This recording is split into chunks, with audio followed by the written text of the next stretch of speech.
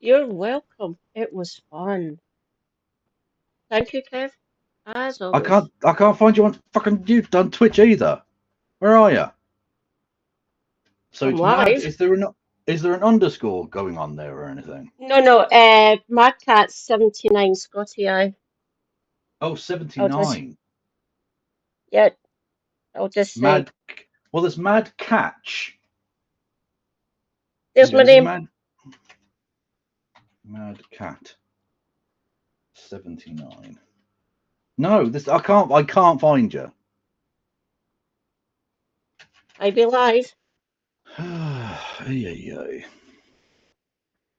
Where are you? How do you spell your name exactly? Tell me letter for letter. MAD Yep, AAT yep. 79. 79. Yeah, the numbers. Are you playing Call of Duty Warzone? No. Because that's what it says. Yeah, It says there's a person called Mad Cat. check check the check the chat. Mad Cat 79 Scotty Look at your chat. Mad Cat 79. Okay. Okay. I will literally fucking copy and paste that exact name into the Twitch thing. Cool. I'll be there.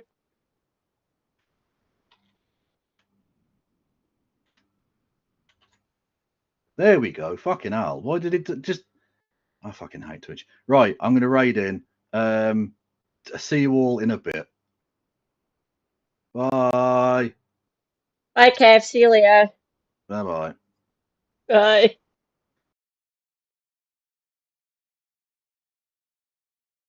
That was awesome. Oh, good. Lickers, hello.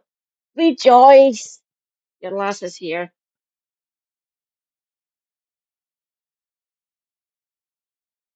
What the?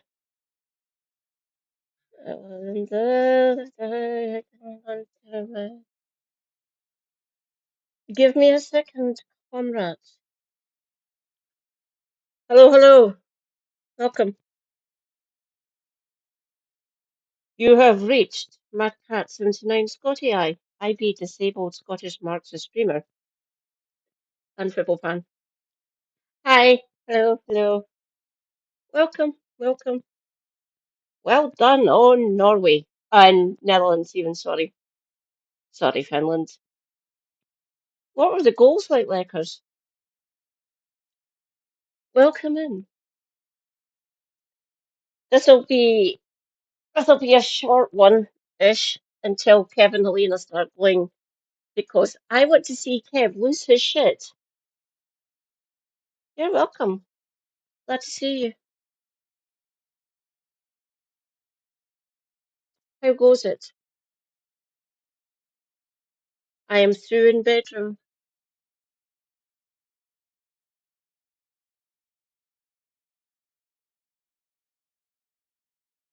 Nice one. Well done, Netherlands. Well done. Yeah, I need to check out the highlights to see those goals, especially Virgil's. Praise be Virgil van Dijk. I miss him.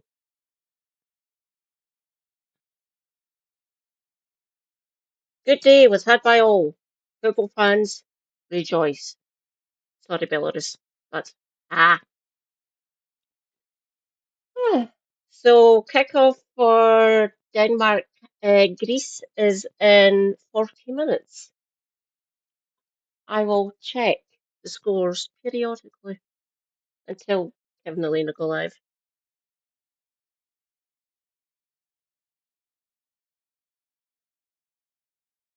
Did he get a double? Nice one, Marlon.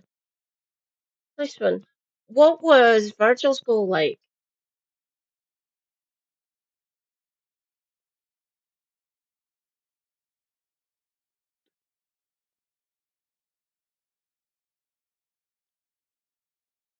Maybe. I'll, oh. I might get rid of a couple of these stories and talk about them first. Okay, that one should be fun. Oh, Rejoice, comrades, main captain is here. Ahoy, sailor of the high seas. Hi, darling. You know, don't you worry about it.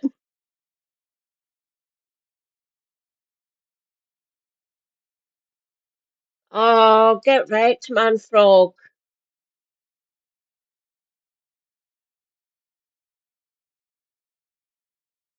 You do realize that most tampons are made out of cotton, which is vegan, it's just a plant. Other period products, including moon cups, are petrochemical, but they can be made in vegan ways as well. Natural fibers can be woven and stitched together and made firm to, should I describe what a moon cup is? I can leave that up to your imaginations if you like. Nice one, Siri.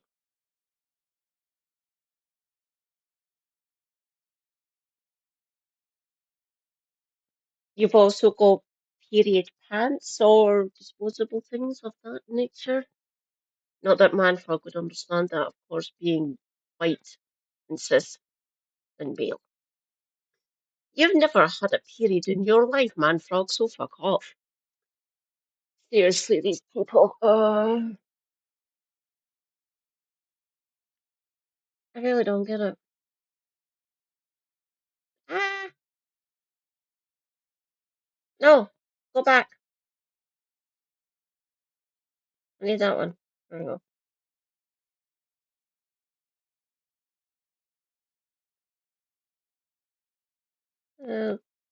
Okay. I will leave that there. I will take these off. I need to go and relieve myself. I will be back momentarily.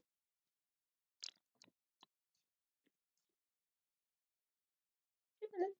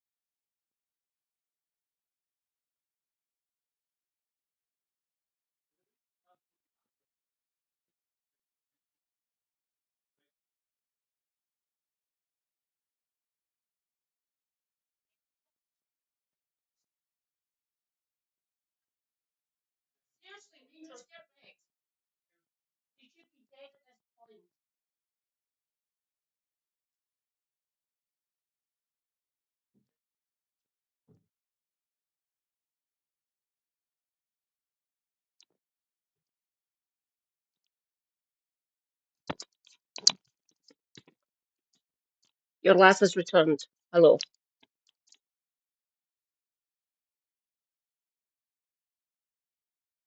Yeah, unfortunately. Shall we? Nigel Farage's comment about tampons and the reactions to it have shown us how much stigma still exists around periods. Farage may be attempting to distract us from that thing he doesn't want us to know about. Nice new about the Russian brides. Of course he would say if he did know about them, obviously.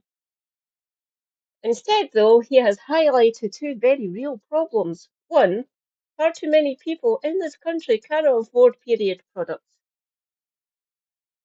Preach. And two, there is still massive stigma around menstruation. Seems ingrained at this point, really. Period poverty and vegan tampons are the problem. No, they're not. According to ActionAid, period poverty has risen dramatically in recent years. It's like austerity doesn't fucking work, and putting tax on an essential of life is wrong. It's also deeply unhygienic as well. Putting tax on tampons, what the fuck?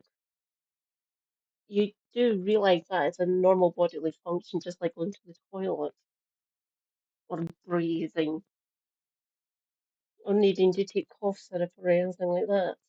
These things need to be taken, these things need to be used. Period poverty is when someone is unable to access period products, hygienic facilities, or education due to either the cost associated with doing so or stigma. It's both. In 2023 alone, period poverty rose from 12% to 21%. Delightful. Since then, the cost of living crisis has only intensified. Yes, it has. Access to sanitary products is a fundamental human right because it is an essential body function. It happens no matter what happens. Yet in the UK, 40% of girls have had to use toilet roll in place of period products at some point because they can't afford proper sanitary products. Fucking sucks. As if that isn't bad enough, 40% of girls did not know what was happening when they got their first period. What the fuck? An additional 26% did not know what to do. Also, what the fuck? The real issues here are lack of education and poverty, not vegan tampons in men's toilets.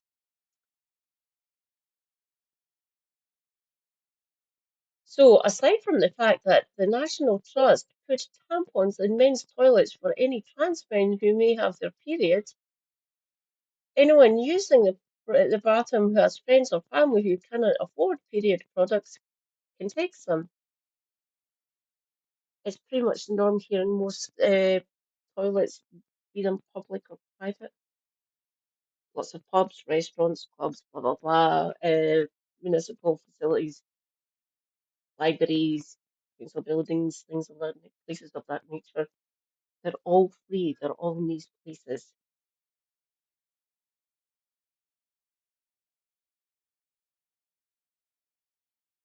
Where was I? And what about the single dads who cannot afford period products? Or the women experiencing homelessness who have male friends who can grab them a few extra pads? Or the person with endometriosis who is bent over in the toilet in agony who texts her partner to grab her a tampon?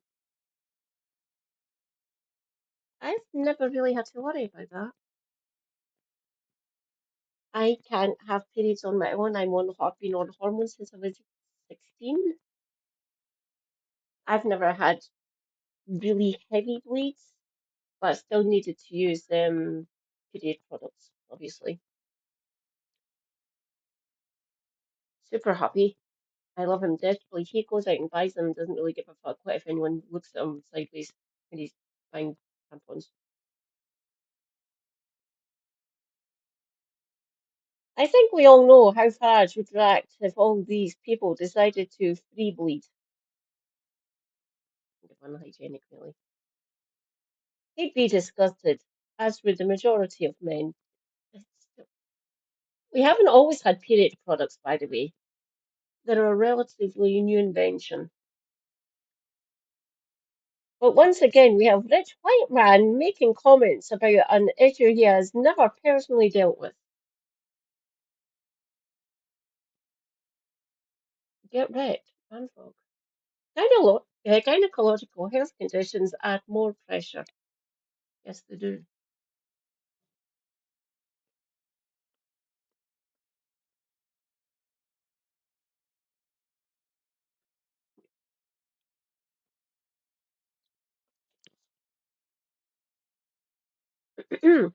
Around 10% of women and girls have endometriosis. If anyone would like to know about this the debilitating infliction, let me know. My best friend in secondary school suffered from this. She got diagnosed when she was 15.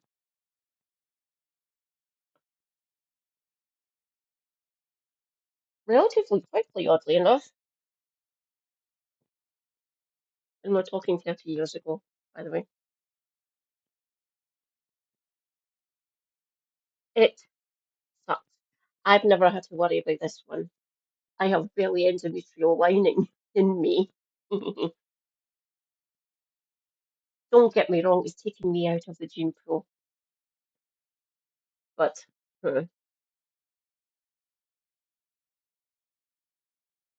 10% of women and girls have endometriosis, and up to 20% have endomyomyces. The way the blood works in that area is still crippling, like severe cramps. Like you think you've had a muscle cramp in your leg or your arm? No, that is severe pain. Endometriosis on a different pain scale is fucking way up here. Do you know meiosis is somewhere around here? It's the muscles that cramp up because of the restrictions from blood chemistry, essentially. Those are agonizing and debilitating conditions which cause extremely heavy bleeding. Seriously, really heavy bleeding. Often for often for far more than 2 to 7 days of a standard period. You usually bleed for like 3 to 5 days, maybe six. But this is constant, debilitating muscle cramps and pain and heavy bleeds for 7 days plus for some sufferers. Some people bleed for weeks or months at a time. My mum, midwife, and family planning and sexual health nurse, helped these poor girls, these poor lassies and young women. They used to come to her crying, literally doubled over in pain. They got to the clinic where my mum was based when she was at this clinic, not in the delivery suite, literally with tears streaming down their face, saying, Katie mum, I'm not giving my mum's name. Help, please. Just gripped, like doubled over in fucking agony. Using public transport most of the time to get to the clinic. I go through pain. I've got muscle and joint pain and back issues. I'm probably saying wrong actually, come to think of it. But yeah, the amount of pain these women go through is holy fuck. just know this means that the cost of the sanitary products can be enormous for people with these conditions, added to the cost of having to take time off work, medications to control pain, fatigue, and all other symptoms. There's, you. It's safe to say that a male friend being able to grab you a few extra tampons or pads would make a massive difference. It does. Because, because some men aren't dicks. From the end of 2018 until 2020, I was homeless. I relied on free period products from public toilets, from charities, and from the kindness of strangers and friends alike, of all genders. And as a woman who had both endometriosis and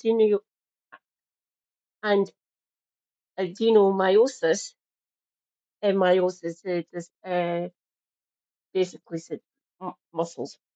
It's what at the time I got through them fast. I had a hysterectomy at the end of 2023 at the age of 28. Right, that's young. Aside from not being in debilitating pain every single day and being able to live a relatively normal life now, I also must have saved thousands of pounds from not having to buy sanitary products.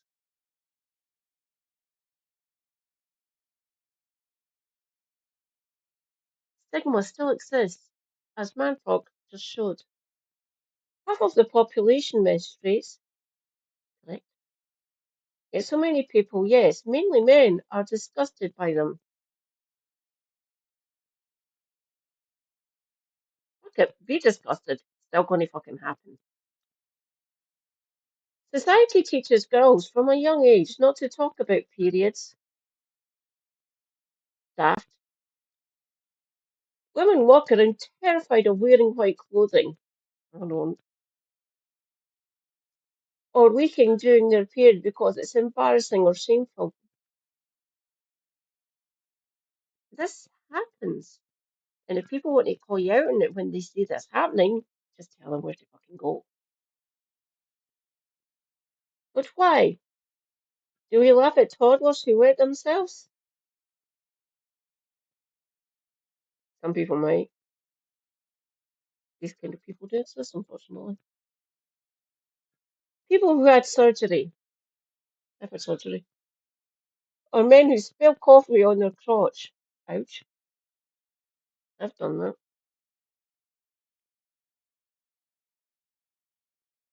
Burning hot liquids. It's called getting scalded, by the way. So it's just a scald when it's a hot liquid. It's a burn when it's a dry heat. So getting scalded by any form of liquid, not fun. Why? Probably because, of course, women are just sexual objects. I'm not. They do indeed, main captain. More power to those women. How dare they bleed from their vaginas? I don't care what you think. It's still going to fucking happen.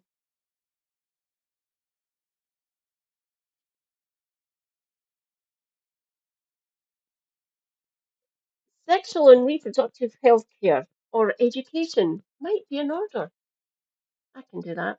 I can educate people about what actually happens. It is delightful and kind of icky. I won't shy away from it. People need to know this stuff. If I could educate young people about what actually happens, I would consider that good work. Much needed good work. And if period blood upsets you, really don't give a fuck. That says a hell of a lot more about society, about how society has taught you to see women's bodies and about the blood itself. Like I said, if you feel icky talking about it, or if it upsets you, if you're not having periods of your own, fuck off. I don't care. I'm going to have my period. I don't get a say in that. Oh, you might want to sit down before I tell you where you can where you came from. Good point. Sexual health education is needed, obviously. Not to mention innuendos like that time of the month, Shark Week, or hearing she must be on her period.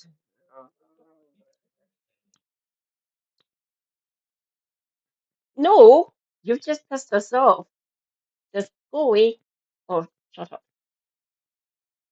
Or learn something. Talk to women. Talk to people who have periods. Maybe an education for you. Because a woman dare to show an ounce of emotion. I'm going to show all my emotions. I don't give a fuck. All these euphemisms do add stigma. They do, and I don't give a fuck about them. If anyone feels upset about it, I don't care. I'm still going to have my period. They emphasize that periods are something to hide. I can understand that aspect of it, but if people are being disrespectful or being like that, I will try to educate them. These things are going to happen with or without you.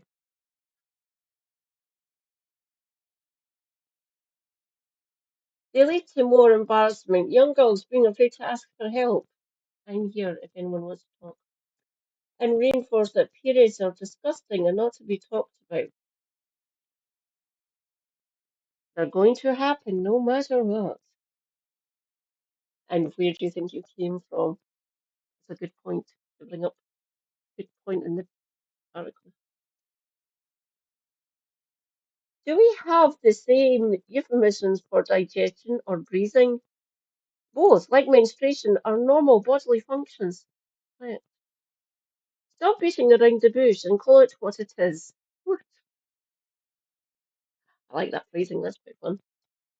The fact that Manfrog is married to a woman astounds me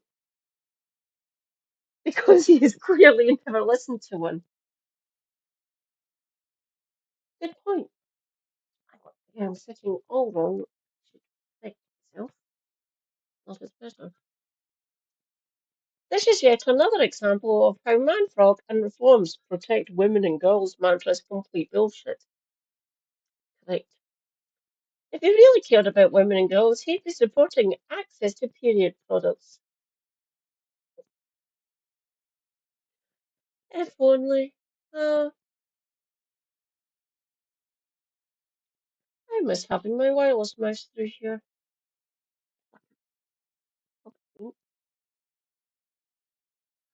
On to the next story.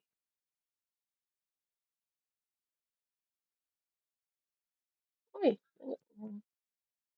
Oh, no, I'm keeping that one for later on. Oh, no, no, no.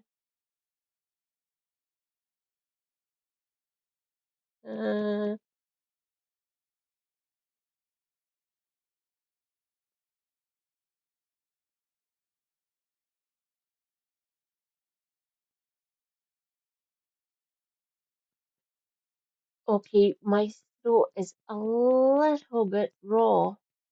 Let's see if this works. I'm still okay with reading it, but if everyone can hear The this, Conservative Party is dead, which under normal circumstances would be hilarious. can everyone hear that? So I can save my throat.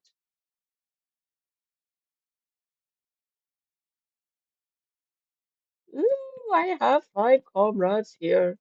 Hello, comrades.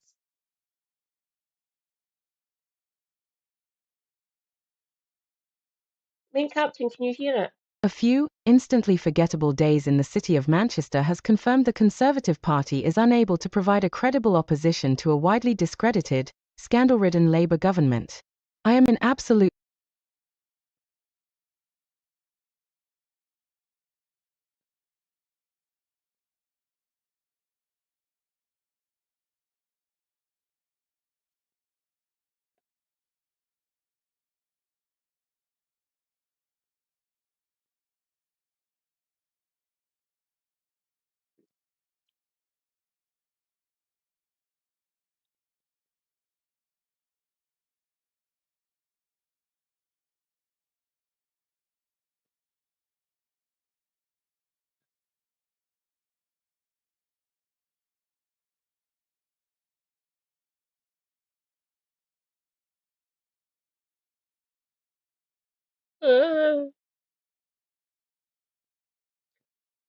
Okay, I'll pull him up. I'm gonna get it on here. Absolutely no doubt whatsoever. The Conservative Party is dead. The 2024 general election didn't just eject them from power. It was a massacre that would make a Hammer horror movie blush. Reduced to 121 MPs, their lowest tally since the 1830s, they lost seats to everyone from independent socialists calling out their Gaza genocide complicity to Farage's grifting circus, Reform UK. Just over a year later, under the leadership of Kemi Badenoch, the Tories find themselves trailing in the polls to the worst Labour government in living memory. Even their own members are jumping ship. Half of them say Badenoch is unfit to lead them into the next election, and Robert Jenrick, who believes the UK should have the Star of David at every entry point into the country, keeps popping up as the consolation prize that nobody asked for. Admittedly, a number of the Tories want Jenrick, a man so bland he makes fence panels look rebellious, but the rest of the Brexit nostalgists are ready to sell their darkened souls to Farage's fascist fan club to make themselves feel a little bit better. The Tories aren't just dead, they're decomposing into the compost heap of history. The Conservative Party is dead. Years of gutting the NHS, cheering on the body count of austerity, and shilling for fossil fuel barons and shady foreign donors have left them with nothing but culture war dog whistles and the memory of an iceberg lettuce outliving Liz Truss credibility. The Tories spent 14 years building a Britain where NHS nurses queue at food banks and sleep in cars while their hedge fund associates dodge taxes in their mansions. That is the Tory brand, and it is more toxic than a skunk's armpit at a garlic eating contest. Badenoch's speech was a desperate, reheated casserole of right-wing buzzwords. The promise to restore a strong economy, secure our borders, and rebuild Britain's strength is pure delusion. It was supposed to be a rallying cry for the restless Tory masses, but it felt so much more like years of gutting the NHS, cheering on the body count of austerity, and shilling for fossil fuel barons and shady foreign donors have left them with nothing but culture war dog whistles and the memory of an iceberg lettuce outliving Liz Truss credibility. The Tories spent 14 years building a Britain where NHS nurses queue at food banks and sleep in cars while their hedge fund associates dodge taxes in their mansions. That is the Tory brand, and it is more toxic than a skunk's armpit at a garlic eating contest. Badenoch's speech was a desperate, reheated casserole of right-wing buzzwords. The promise to restore a strong economy, secure our borders, and rebuild Britain's strength is pure delusion. It was supposed to be a rallying cry for the restless Tory masses, but it felt so much more like a requiem for a party that is out of touch and out of ideas. It will be a miracle if Badenoch is still the leader of the Conservative Party at the next general election, because that speech was like a resignation letter in policy form. The big reveal, which absolutely nobody was waiting for, was to announce the abolition of stamp duty under the next Conservative government. Because what Britain really needs is another tax loophole for oligarchs and Airbnb millionaires, while millennials live in their parents' basements. Right. There will not be a next Conservative government. And what if there was? The Tories torched social housing, jacked up rents to dystopian levels and turned rough sleeping into a national sport. This is a legacy that cannot be undone. Zach Polanski, inspiring hope. One political leader that inspires genuine hope is Zach Polanski. I must admit, he is growing on me quicker than a pair of hypnotized breasts. While Jetsa and SARS, your party, spent the summer months squabbling and threatening legal action, Polanski went about his business quietly and effectively, putting in place the foundations of a genuine socialist movement. Some people on the left are quick to say Polanski is simply putting a green slant on Corbynite policies as if it's a bad thing. Eco-socialism is a solution to the crises of today, not the problem. Other critics, particularly on the right, are keen to point out that Mr. Polanski was born with a different name, as if it is some sort of gotcha hypocrisy moment. Polanski changed his name at the age of 18 to reclaim his family's original Jewish surname, which had been anglicized to Paul Den generations earlier as a shield against rampant antisemitism in early 20th century Britain. Polanski's name change was transparent, legally documented, and tied to his heritage. The same critics are fine with Stephen Yaxler-Lennon calling himself Tommy Robinson, which is a pseudonym laid over convictions for fraud and contempt, but they get particularly angry about a Jewish lad honoring his roots. Remind me again, why did the Polanski family feel it necessary to change their surname, some generations earlier? Fixating on birth certificates distracts from substance.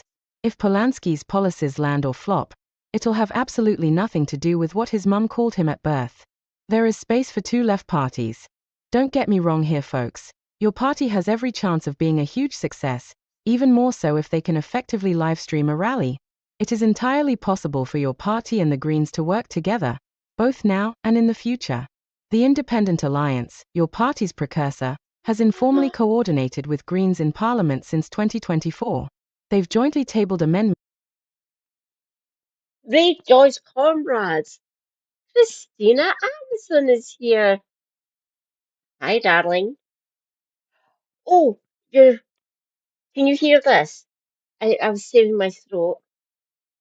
If you can hear this, we can go back to the top because I really want people to hear this one. How's it going, darling? Good to see you.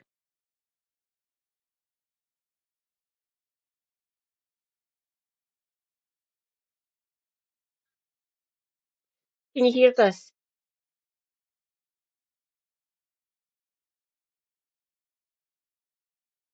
Okay, I'll go back to the beginning anyway.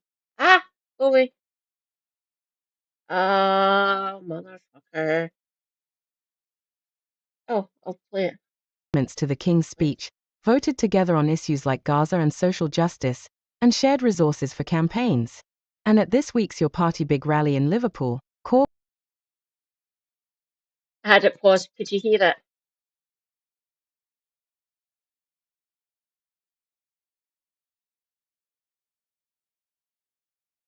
Excellent. I'll go back to the beginning. Go back. The Conservative Party is dead, which under normal circumstances would be hilarious. A few, instantly forgettable days in the city of Manchester has confirmed the Conservative Party is unable to provide a credible opposition to a widely discredited, scandal-ridden Labour government. I am in absolutely no doubt whatsoever. The Conservative Party is dead. The 2024 general election didn't just eject them from power. It was a massacre that would make a Hammer horror movie blush.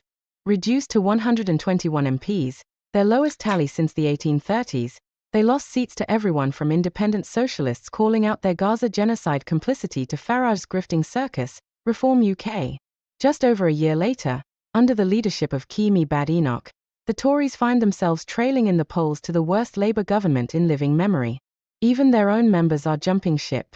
Half of them say Badenoch is unfit to lead them into the next election, and Robert Jenrick, who believes the UK should have the Star of David at every entry point into the country, keeps popping up as the consolation prize that nobody asked for.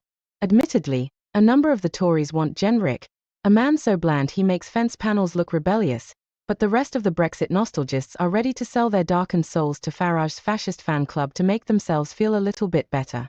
The Tories aren't just dead, they're decomposing into the compost heap of history. The Conservative Party is dead.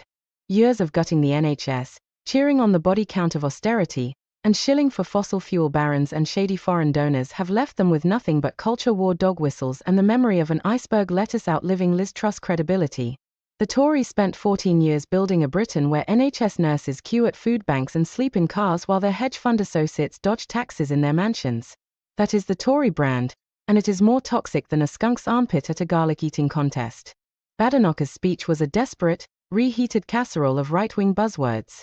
The promise to restore a strong economy, secure our borders, and rebuild Britain's strength is pure delusion. It was supposed to be a rallying cry for the restless Tory masses, but it felt so much more like a requiem for a party that is out of touch and out of ideas. It will be a miracle if Badenoch is still the leader of the Conservative Party at the next general election, because that speech was like a resignation letter in policy form. The big reveal, which absolutely nobody was waiting for, was to announce the abolition of stamp duty under the next Conservative government. Because what Britain really needs is another tax loophole for oligarchs and Airbnb millionaires, while millennials live in their parents' basements. Right. There will not be a next Conservative government. And what if there was? The Tories torched social housing, jacked up rents to dystopian levels and turned rough sleeping into a national sport. This is a legacy that cannot be undone. Zach Polanski, inspiring hope. One political leader that inspires genuine hope is Zach Polanski.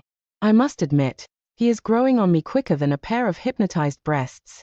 While Jetsa and SARS your party spent the summer months squabbling and threatening legal action, Polanski went about his business quietly and effectively, putting in place the foundations of a genuine socialist movement. Some people on the left are quick to say Polanski is simply putting a green slant on Corbynite policies as if it's a bad thing. Eco-socialism is a solution to the crises of today, not the problem. Other critics, particularly on the right, are keen to point out that Mr. Polanski was born with a different name, as if it is some sort of gotcha hypocrisy moment. Polanski changed his name at the age of 18 to reclaim his family's original Jewish surname, which had been anglicized to Paul Den generations earlier as a shield against rampant antisemitism in early 20th century Britain. Polanski's name change was transparent, legally documented, and tied to his heritage. The same critics are fine with Stephen Yaxelenin calling himself Tommy Robinson, which is a pseudonym laid over convictions for fraud and contempt, but they get particularly angry about a Jewish lad honoring his roots. Remind me again, why did the Polanski family feel it necessary to change their surname some generations earlier? Fixating on birth certificates distracts from substance. If Polanski's policies land or flop, it'll have absolutely nothing to do with what his mum called him at birth. There is space for two left parties. Don't get me wrong here, folks. Your party has every chance of being a huge success, even more so if they can effectively livestream a rally. It is entirely possible for your party and the Greens to work together, both now and in the future. The Independent Alliance. That is correct. I just want your party to get their shit together, really. I'm lucky. I'm up here in Scotland. I've got the Scottish Green Party and the SNP. So both on the left, mostly Scottish Greens more on the left than the SNP. Don't get me wrong, there's still socialists in the SNP. Uh, both in the ranks, both as MSPs and MPs and stuff, and in the membership rank and file. There's still socialists there. Quite a lot of socialists in the Scottish Greens. Hello, eco-socialist here. Also Marxist. But for the conference, which is happening in Edinburgh on Friday, your lass will be going. It's going to be so much fun.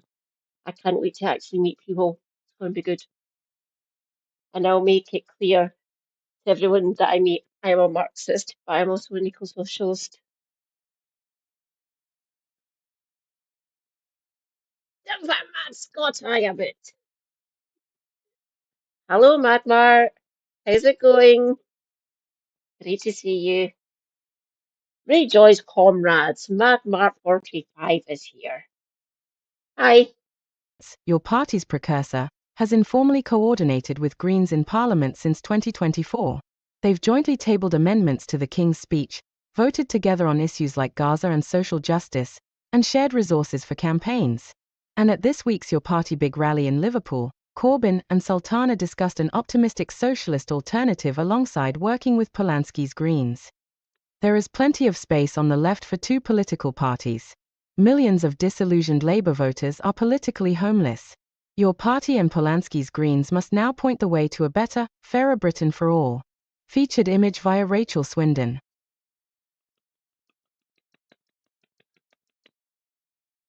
Bring it.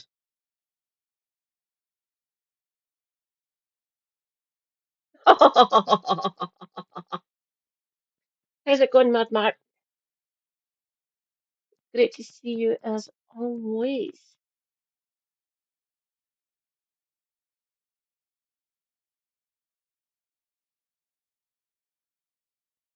I'm up for some fun.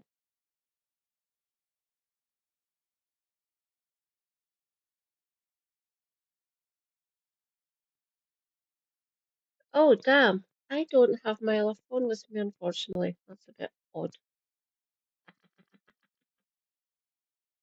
Your lass was live with Kev for the Scotland Belarus game.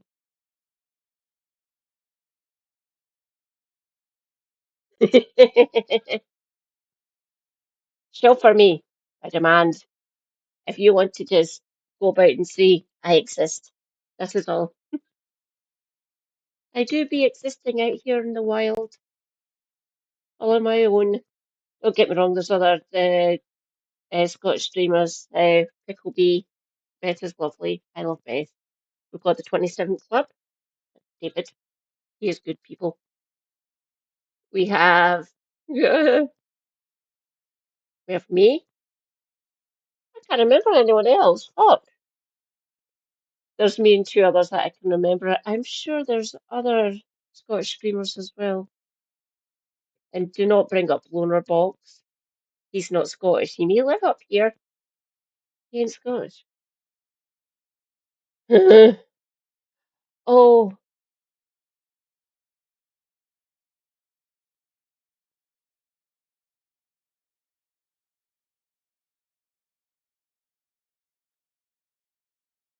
Paris?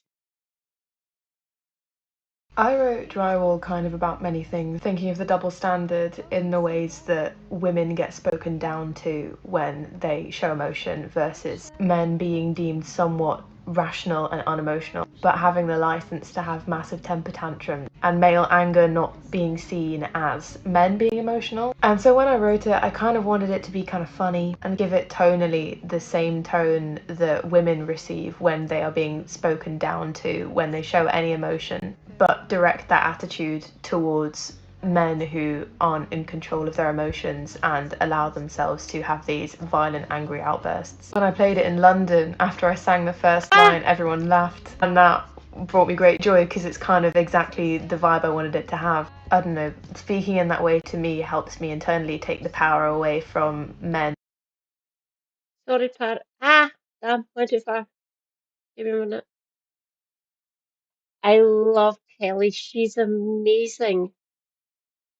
Her hairstylist and colorist, they get put through the ringer essentially, but her hair is always on point. Where be she? Ah,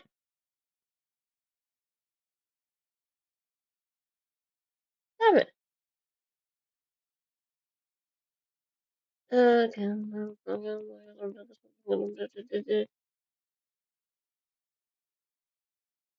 Uh,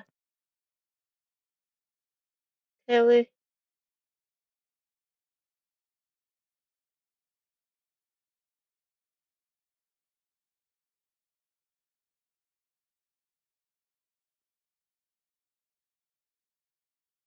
Oh, there's her.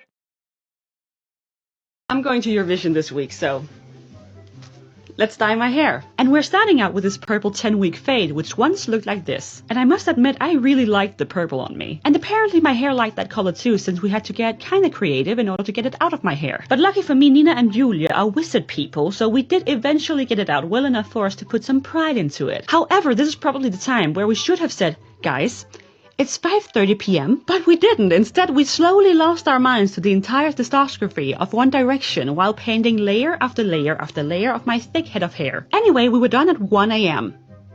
1 a.m. This took us 13 hours and I don't wish that upon anyone. So I came back the day after to get it styled for Mood Studio's birthday celebration, and even though my ass is sore, I'd say the results are worth the pain. It's so good. Nina and Julia worked on my hair all day yesterday. My ass has never been flatter, but my hair has never been brighter either. Like, are you catch the sunbeam? Like, The green is going to be a problem on the green screen. do we care much about it right now, though?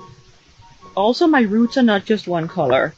It changes. Just like my part light, my roots do that all the way around. Like, it looks insane. Do you guys think people will be able to spot me at Eurovision? Just asking. I'm all over the place. Okay, thanks guys. I'm going home now. I'm going to Eurovision this week, so let's dye my hair. And we're starting out with this purple 10-week fade, which once looked like this. And I must admit, I really liked the purple. Hang on.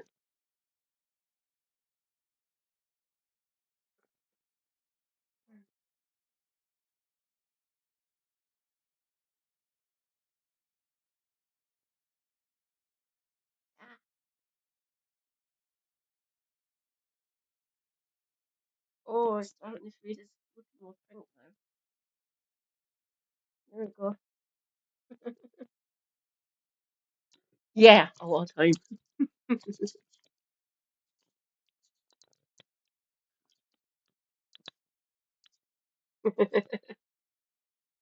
It did used to be a rather deeper purple. It's looking more lilac now. As much as I'd love to get that done to my hair,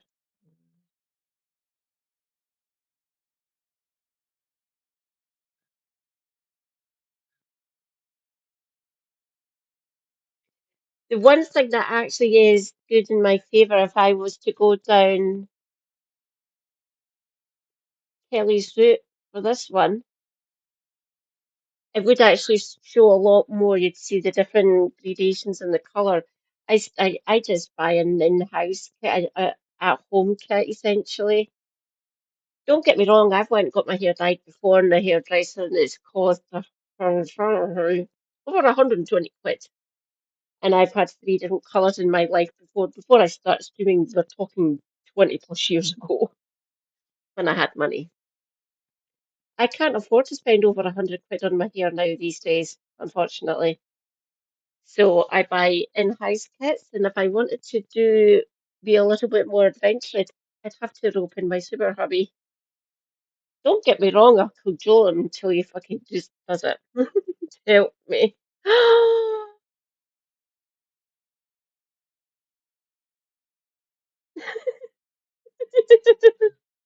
Ray Joy's comrades, Linton is here. Hi, Linton. How goes it? This is going to be a short one, maybe. I'm waiting for Kevin and Elena to go live because I want to see Kev lose his shit with Pretty Patel. It's going to be fun.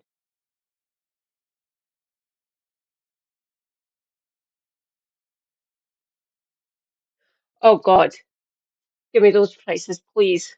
So $30, that's like 12 quid. I'm paying 30 UK, which would probably be about 65-ish.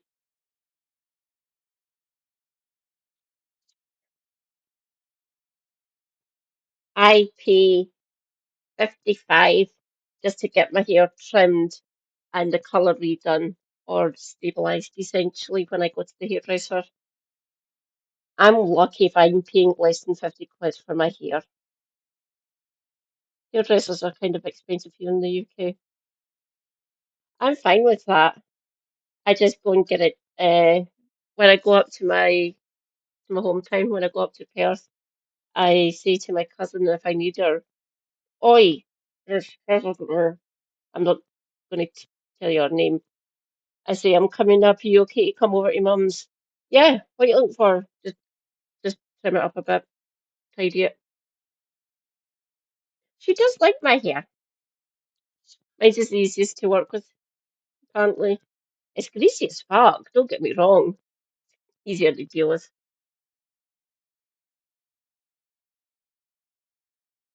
Don't get me wrong, the most I paid for a haircut wasn't actually perm, and that was 220 quid, and that was 26 years ago when I was 20. I treated myself. It was worth it. That perm lasted for 18 months. I just kind of like it. And at this point, my hair was down past my shoulders, so it was down nearly at the middle of my back. That's why it cost over 200 quid. I did love it though. I got slated for it in the mosh pit. Then I just kind of shoved someone and nearly kicked someone in the mandibles. Because it pissed me off.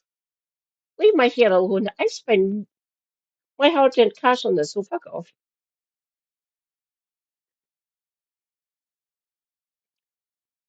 I knew, I mean, don't worry about it. Said, "Oh, angry, angry, Katie, angry. Just don't slight my hair. Fuck off." As an apology, he bought me a pint of Guinness. Oh, it's fine, don't worry. That was a mosh pit in nightclub, not a gig.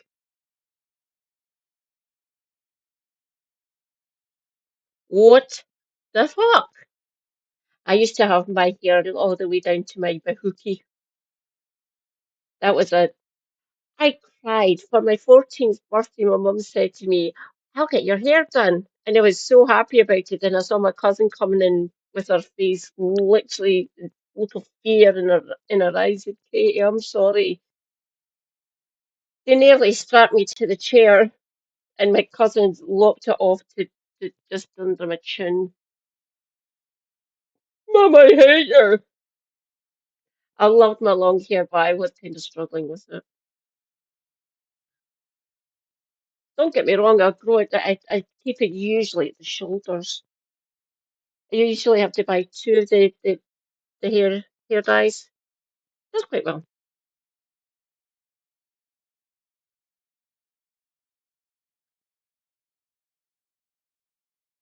Ah, oh, sorry, sweetie, I never noticed you there. Big Joyce Comrades, mod extraordinaire.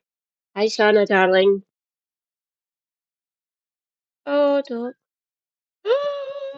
Simon emote. Oh, my lovely pupper.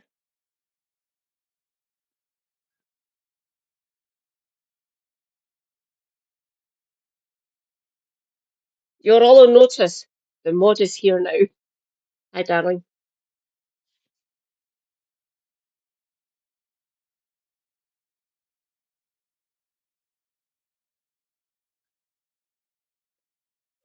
Let's make the Nordic countries into fairies by using the Sims 4 Enchanted by Nature expansion pack. And let's learn their words for fairy, now we are at it. What in the home tree is happening? Well, I guess first things first, let's make them into fairies. What type of fairy would Finland be?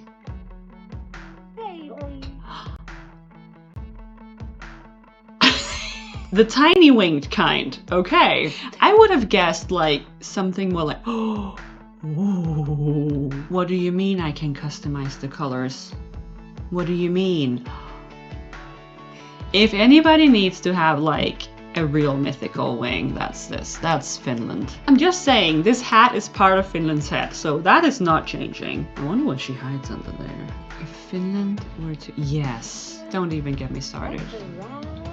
Don't even get me started. I feel like even though she's a fairy, Finland would be like, give me my overalls or something. Maybe I should like have grunge revival on there for Finland as well. That wing paint mode.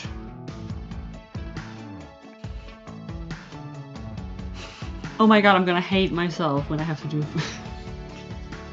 Norway's. Wait. No, wait. Oh my god. That's so cute. What? You know what? I've changed my mind. Right, yeah. We're doing that. That's badass. Should I just keep her dirty? I think so. Perfect. This is Finland's fairy form. Ah! And let's rename them. Because the Finnish word for fairy is Keiju. What kind of fairy would Denmark be? Because I portray her as like this goofy type. But I really do feel like Denmark and Finland have a lot in common actually. I feel like she's a little bit rock and roll. Yeah, I like that. Yes, we're doing that. What should her hair color be? It's almost like it's meant to be red, right? Or white. It could be white as well. That's cool. Would Denmark have a weird updo? She probably would. Can you tell I want her to have the side part? Like this is that's not, no, it's not right. Ooh, now we're talking. Now we are talking. No, I'm into the gray more for some reason. Right? Right. Right. Should she have horns? Just straight up horns. I do not hate it. I do not hate it. The mod is now lurking in the void. Watch out for the tardigrade, Shanna, darling. I hate it a little bit. I kind of want to do that. And then. Her clothes. My husband is building something. I'm not sorry. It means that I don't have to. No, not that. That's more like Iceland or Norway. No, it's too nice. It's too nice. This one.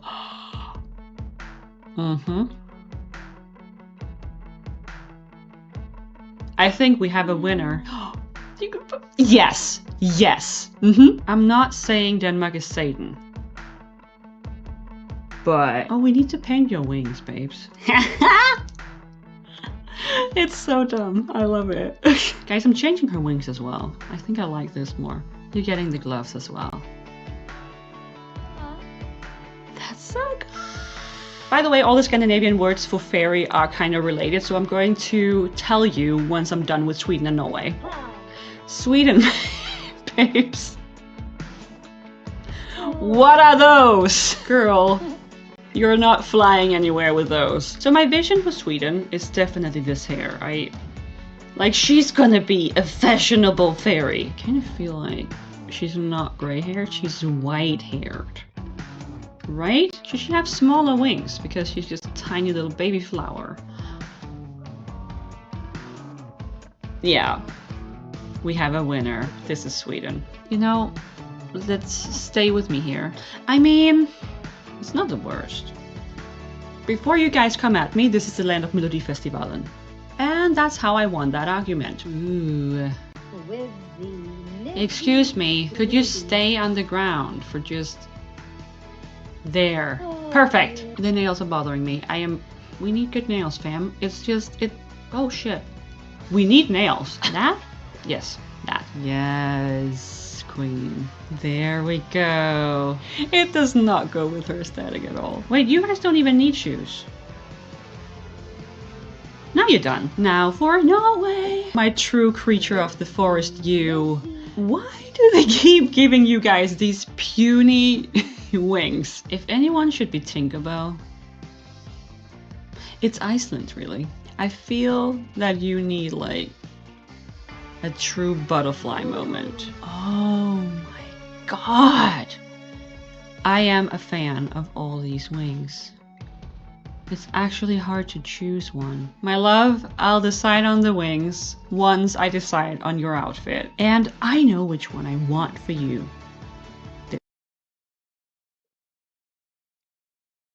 How much of an outlay would that be, Mad Mark? Someone must. Across the globe, I would assume. Oh, thank you for hugging Shana, Christina. You need all the hugs in the world.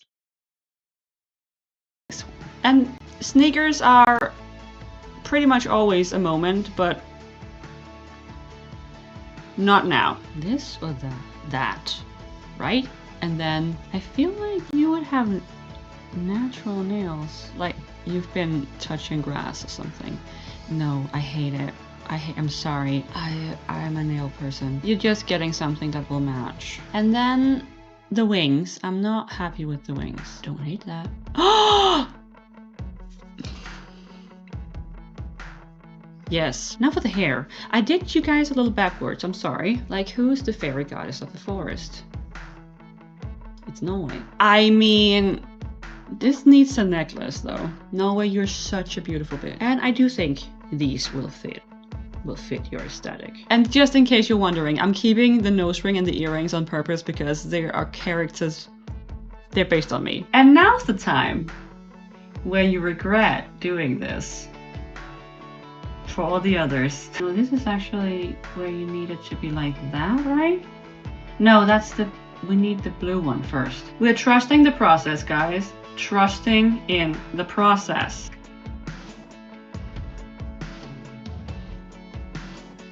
Am I doing it wrong? That's wrong. Do I not know the Norwegian flag in my brain? Oh my god, it's the other way around. I was right the first time. Okay. No one saw that. Oh, look, it's Denmark. Let's not make the situation worse than it is, Louise.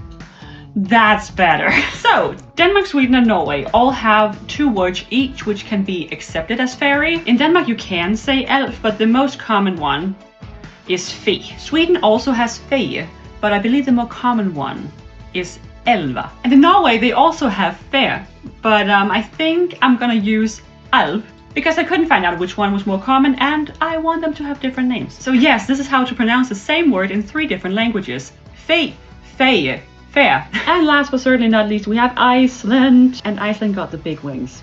Because Iceland is a magical land of wonder. I am just gonna do something here. Bear with me. Bear with me. Is this too Tinkerbell? Can you get too Tinkerbell? You can't. You can't. Yes. What's that? Yes, let's do that. I remember. Come at me. Wing paint mode. You're getting an upper wing. And that's blue first. And then it's red. Right. Sorry, I already did know it's so dirty. Promise me you'll never let me forget that. This is right? This is Iceland's flag. Am I being stupid again? Is it the other way around? Fire me. Fire me. I just really want you guys to have a nice Danish flag in the middle. What's wrong with that? For someone who has these flags on her cheeks every other day, I should be fined. I should not have a job anymore. Yeah, that looks better. Oh my god.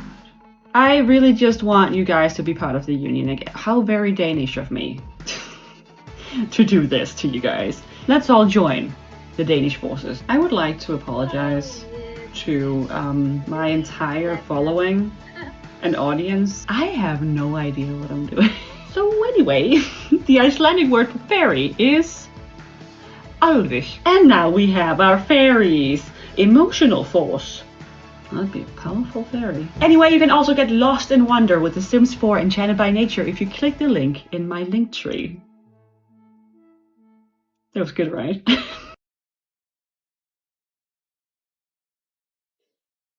Thanks, Kelly.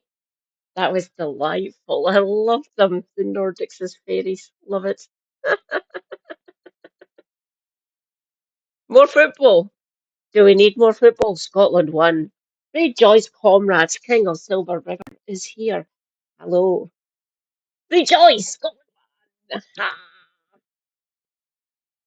The Netherlands also won 4-0.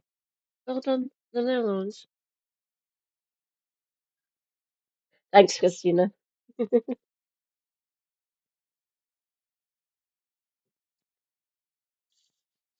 I'll end it here so I can transport this back to the living room. I am currently sitting on my bed.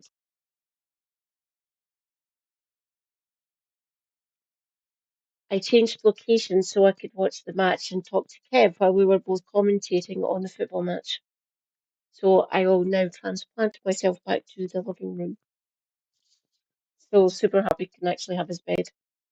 He usually goes to bed between 9 and 10, so it's only fair that I give him his bed back.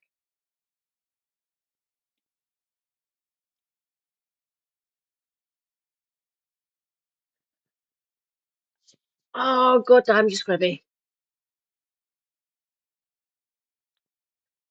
Fuck it. Let's see if I can actually do this. I will keep the stream running while I take it through. How goes it? Rejoice, comrades. The resident philosopher is here. Hi, Scribby. Scotland won! Ah! Oh, maybe Greece will do us a favour and beat Denmark. You never know. Weirder things have happened in football, and weirder things have happened in general.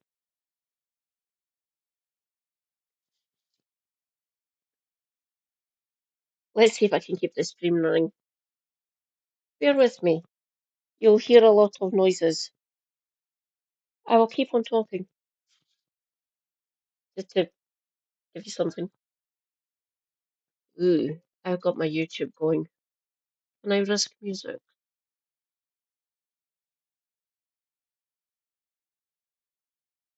Will I risk music? Fuck it, I will risk music. I think she might be okay with it.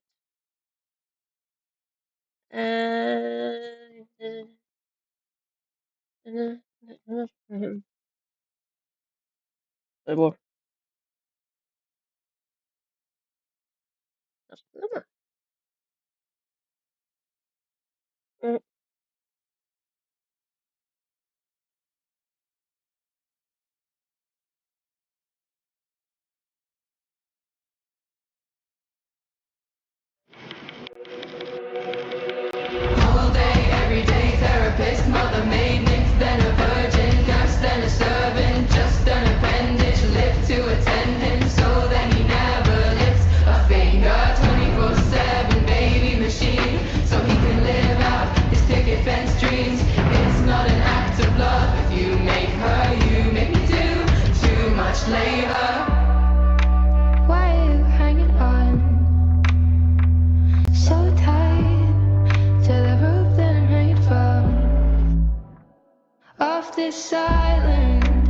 This was an escape plan.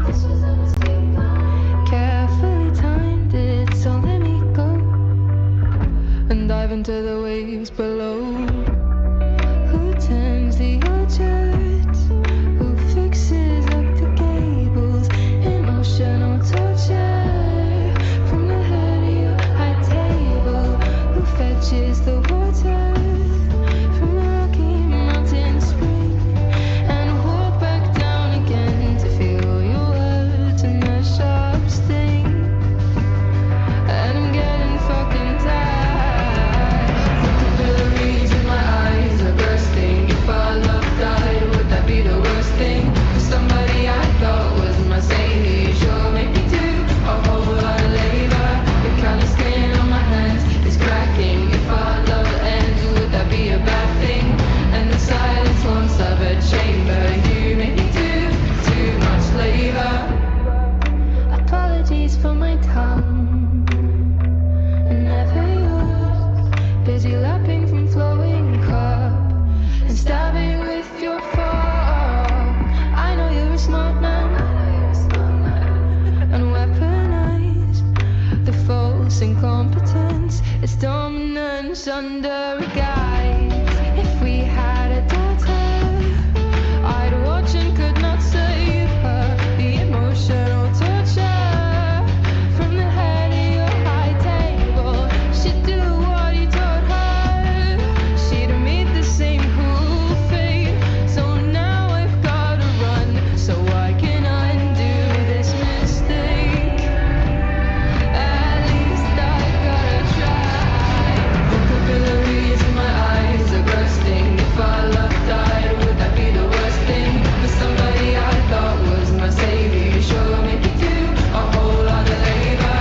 The kind of skin on my hands is cracking. If our love ends, would that be a bad thing? And the silence haunts of a chamber, you make me do too much labor. All day, every day, therapist, mother, maid, nymph, then a virgin, nurse, then a servant, just an appendage, lift to a tendon, so that he never lifts a finger. 24/7 baby machine, so he can live out his picket fence dreams. It's not an act of love if you make her, you make me do too much labor. All day, every day, therapist, mother, maid, nymph, then a virgin, nurse, then a servant, just an appendage, lift to a tendon, so that he never lifts a finger. 24/7 baby machine, so he can live out his picket fence dreams. It's not an act of love if you make her, you make me do too much labor. Capillaries in my eyes are bursting. If our love died, would that be the worst thing? Somebody I thought was my savior, you sure make me do a whole lot of labor. The kind of skin on my hands is cracking. If our love ends, would that be a bad thing? And the silence haunts of a chamber, you make me do too much labor. Thank you so much.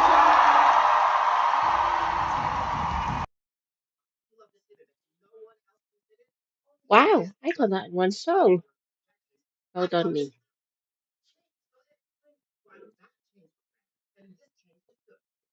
Hi,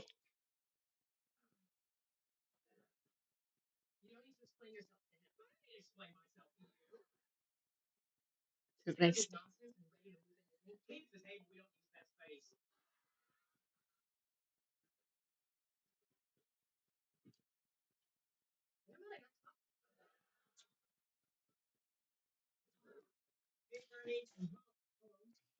Careful, I'm alive.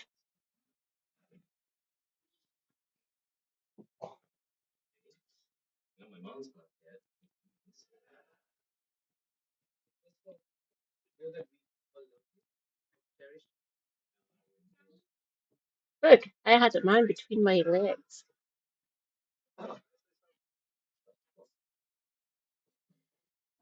Oh, yep. Oh, thank you. Oh, oh, can you go through and get my drinks for me, please? Can you go through and get my drinks for me, please?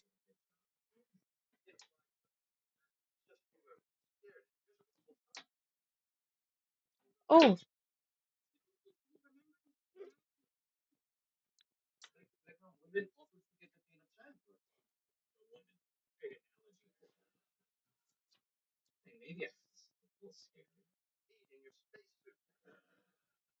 oh, oh. Ah! Oh, that's it.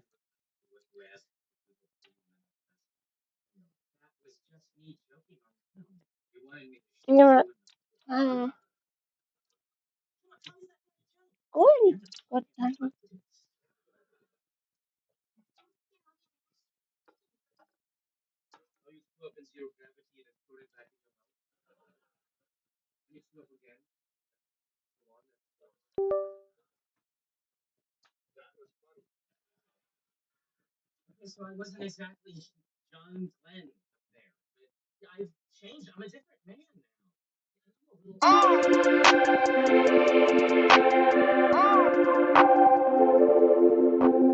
All right, you all, I am here today to do a new song. I am really excited.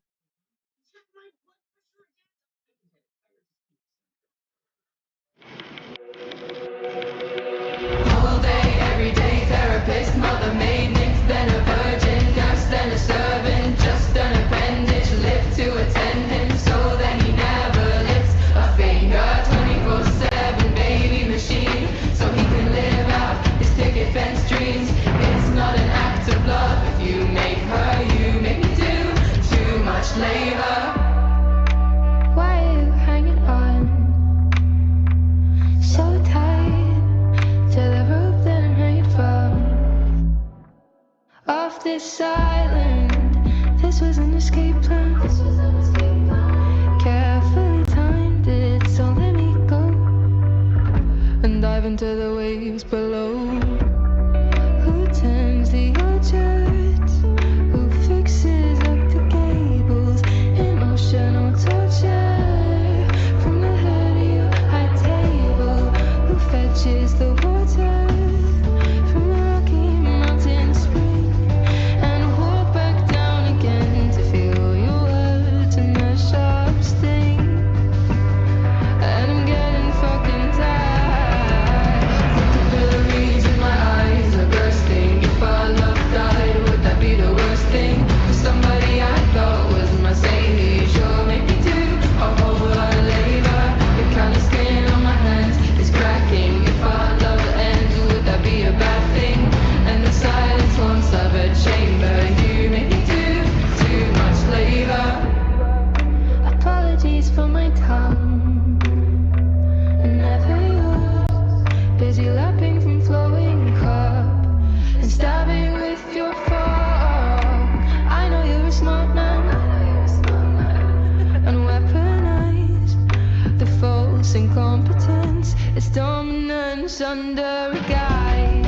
If we had a daughter, I'd watch and could not save her. The emotional torture from the head of your high table. She'd do what you taught her. She'd meet the same cruel fate.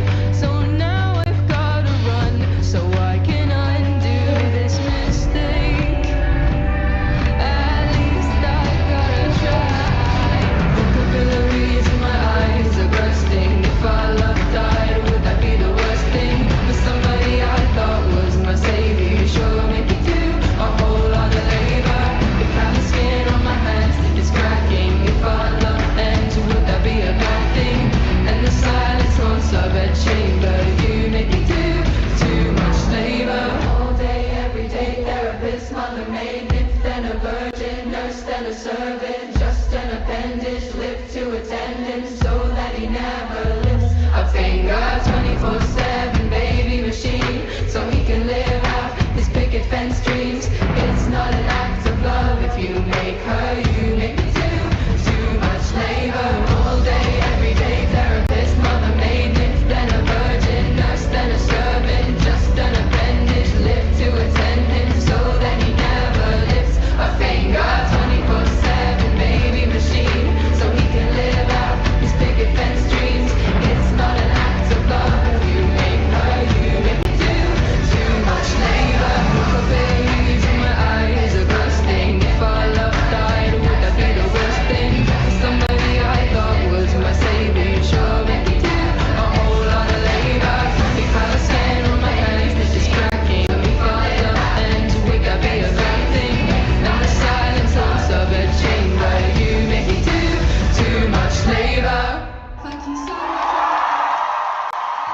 says Paris Paloma Christina.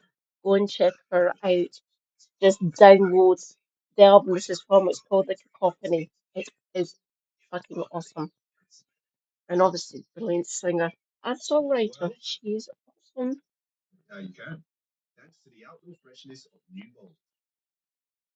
Mm.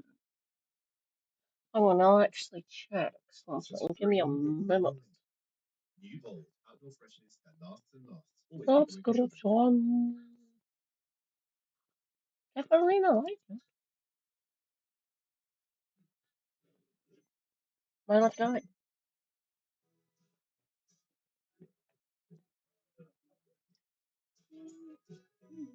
Hmm.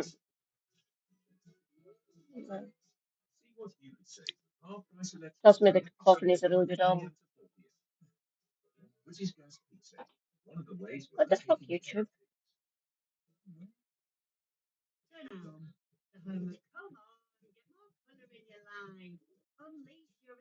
Oh, look!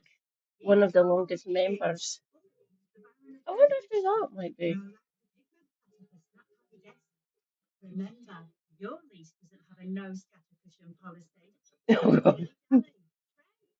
This one, for anyone interested, this is a brilliant 90-minute spent, by the way.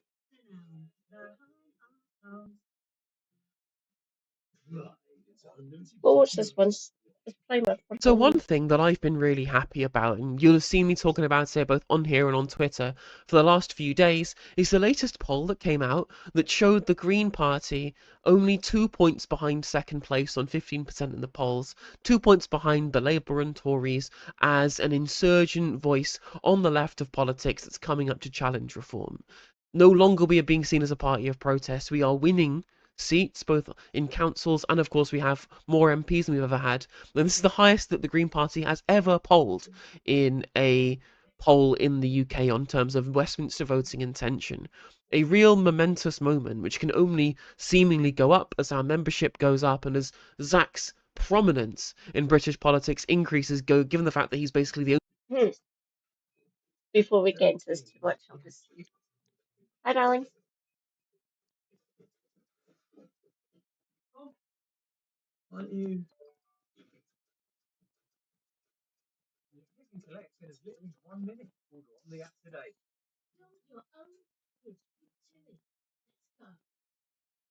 Really not. Oh, the menu. Look at that.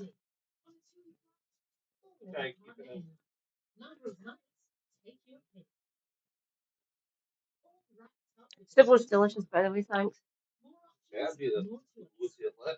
Bring it. For dinner tonight, we had lentil soup. It was delicious because Super Hubby is an absolute demon in the kitchen. He has to be rather demanding. I keep him on his toes. And barbecue beans. They're yours. I tried the sauce. He had barbecue beans. Roasted cauliflower and red pepper. Roasted cauliflower, which can go and fuck itself because cauliflower is the work of the devil. We have disagreements about brassicas. Broccoli is objectively the best brassica. All you cauliflower enthusiasts, go away. You are fucking incorrect. In one foul swoop, I pissed off my husband, my two sisters, and my mother. The only one who stands with me is my elder nephew, who agrees with me that cauliflower is the work of the devil. Well done, older nephew. You're correct. The rest of them are all wrong. No one likes eating coppers. Don't taste that. Neither does elder nephew. I'm not saying his name. Yeah. Well, that just means he's got the same efficiency as you do. You say that like it's about. I can't change that about myself. Neither can he.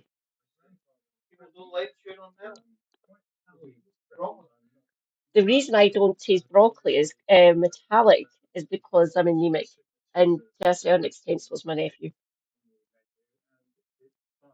Do you? You're one of the rare few, Christina.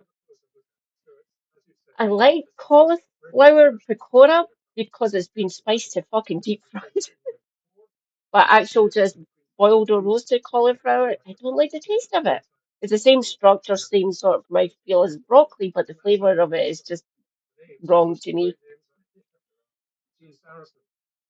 Cauliflower tastes like water. It doesn't taste like water to me, in Captain.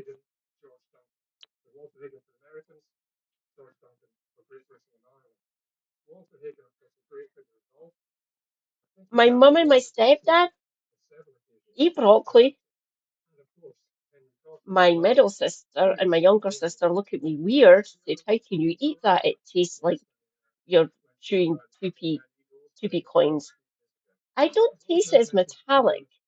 And I say that as a as a youngish girl, I was 10 years old, and Mum thought that seems a bit suspicious. She doesn't taste it as metallic. And then got me checked and said, yes, I am indeed anemic. I've never tasted broccoli as metallic, oddly enough.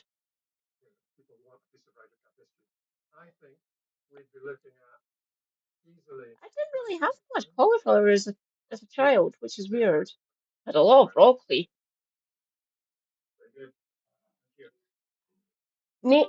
All three of us, including my mum, so all four of us, none of us like asparagus. Good. My mum likes celery though. She puts it in her soup. Mother, what are you doing? Why does Mum put celery in her Scotch broth? I've never understood that. Only person in frontline politics other than Don't Nigel taste Farage it again. that has kind of a basic level of charisma. Clearly, Kemi Badenoch and Keir Starmer, they don't have either of those things, right? So this poll was super interesting, and I'm not particularly surprised, and I don't think viewers at home will be particularly surprised to know that a lot of the surge in Green Party support comes from young people. Young people seem to be the people who are mostly driving the Green support. So I'm going to bring up the poll here that shows the internal poll within the specific polls, which is called Find Out Now. They're quite reform friendly in terms of their methodology, but they both give a pretty good explanation as to why they think people are undercounting reform votes in the mainstream pollsters. So always worth taking it with a pinch of salt, but it definitely gives us an idea of direction of travel. So if you look at the crosstabs here for the latest poll that came out, and we can see here that the Green Party are winning with 32% of 18 to 29 votes. It's basically the Zoomer demographic. Some young millennials, but mostly Zoomers here. 32% for the Greens, Reform on 20, and then Labour now in third amongst this demographic on 19%. Although broadly you do see that the actual right-wing parties don't have a particularly large foothold in the Zoomer vote. As much as people are trying to say that they do, they don't seem to have, and the Greens really do have a pretty large plurality of the young vote in this poll. Worth pointing out, I've brought up the weeks before. So if you can see here, this is from the 1st of October, the other one's from the 8th of October. This one had the Greens on 11%. Again, it shows that the Green Party support very high amongst 18 to 29, although Labour was slightly higher. So Labour support appears to have moved to the Greens, at least by this pollster. If you look at this one from the previous week as well, 24th of September, and you'll see the same thing, 26% support for the Greens, highest amongst the 18 to 29 group. So the Zoomer support for the Greens is incredibly high amongst young people, okay?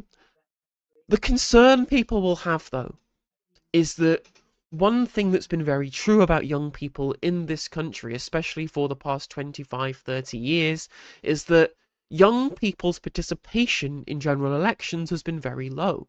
Young people are not high propensity voters. And the fact that not only are young people a smaller demographic, because older people were from generations where the birth rate was extremely high. They're a very large voting cohort. Young people have grown up in a world with low birth rates. So they have a much smaller demographic cohort amongst young people in this country. They also vote in lower numbers. They also do not have a high propensity to vote. So that really handicaps them when it comes to the ability to be able to sway politics, to sway politicians, and to get politicians to look after their needs. Because if you don't vote and you're also a small cohort, there's no point in pandering to you. You might as well pander to the large cohort of older people who do turn out to vote. That's always been a problem for youth politics in this country, is the turnout amongst the youth, which has been a real problem. There was a problem for Corbyn, right? And so far as Corbyn energised young people, did see an increase in turnout, but not a big enough increase in turnout to get it to the level of everybody else, or to make up for the fact that the demographic cohort is much, much, much smaller in terms of their electoral salience, because of the fact that we are living longer, we are an ageing population, and of course the birth rates were higher before than they are now. There is, however, some good news, chat. I have some good news. We may not have fixed the birth rate issue. What we may have done, and I do not know how this has happened, why this has happened, or if it's just a quirk of the methodology and sampling profile of this particular pollster, but we may have turned it around. We may have turned around the problem with youth turnout in this country, because Find Out Now also poll likelihood to vote amongst the people who they survey in their polls, right? They also survey likelihood to turn out. If you look at the 18 to 29 age group here, if you look at definitely or very likely to vote, that's 73%. The only group in the entirety of who gets polled here, the higher propensity to vote on these two top answers, is a 75 plus vote. The 18-29s, very, very likely to vote. Very, very likely to vote. Which is pretty significant. That is a pretty significant number of people. Which is much, much, much higher than just the next demographic up, which is only at 61%. So it's millennials that have a very low propensity to vote, and Zoomers have a very high propensity to vote, much higher than even Generation X. And just so that you know, this is not just an aberration in this particular poll done on the 8th of October. But if you look at the previous weeks, it shows the same thing for turnout. 71%. Which is, again, more than everybody else apart from the 65 plus here. And you go the 24th of September, the same is true, 74%, 65 plus here. So it's similar levels of turnout, if not higher levels of turnout, than the 65 plus amongst young people. Does anybody have any theories as to why this is? I don't know. I genuinely don't know. I understand that my channel is usually here to be able to read into this data and give you some kind of thesis as to why this is. I genuinely do not know what has caused the younger generation, the Zoomers of this country, to have suddenly decided to have such a interest in politics. I'm so glad to see that these high propensity voters also really like to vote Green.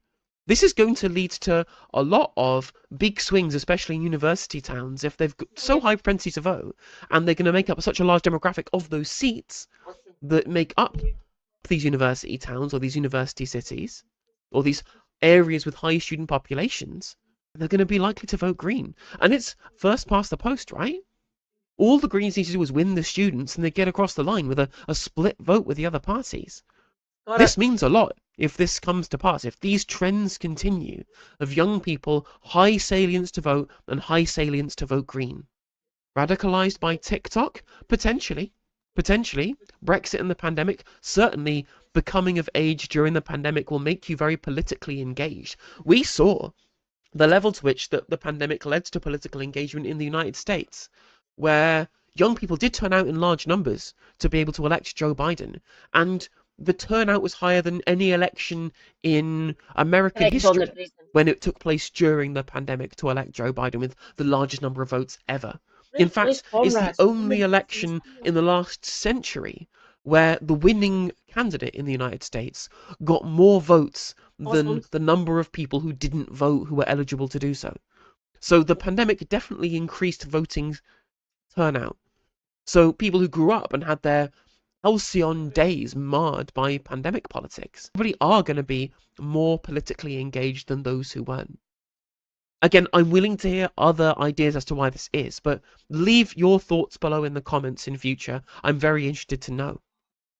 I think another stat that's also really encouraging about young people in this country as well, right? Not only do they have a high propensity to vote, and they have a very high propensity to vote for the Green Party.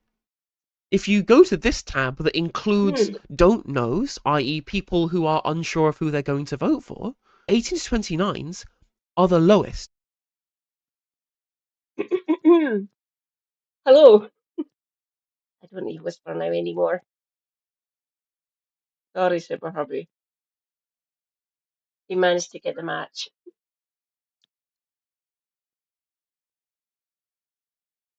I think he understands. Maybe kind of salty. You can hear your last now. Hello. Are the lowest in terms of not knowing who they're going to vote for. They are You're so correct, politically Mr. The engaged Britain. that they know full well They should who be they are here politically anyway. aligned with. They're not taking any shit. Hi, They're exactly. not out there choosing between different parties, right? They have a very clear idea of who they want to vote for, and they know who represents those kinds of politics. Forest Green. Because even if you look at the oldest people, who are usually very clear in their voting intentions as well, and what their material interests are, Zuma's still the lowest in terms of don't knows. They know full well that they want to vote for the Green Party. They're already sold. They don't need to think about who they're going to vote for. That's encouraging for us if they have cemented their political choices so heavily right now. Very, very interesting. And again, just going to go to the other polls previously to get an idea that it's similar. And this one also has it on the same level as 65 pluses here in this particular poll from the first. And from the 24th, you can see that on 30%, again similar to the 65 pluses, although not quite as low as the 75 pluses, still much lower than the next three age demographic breakdowns that Find Out now have in their polling analysis. Really good news. This is really good news for us. But Let's check. Where be I? Where be I? Here I be. Uh,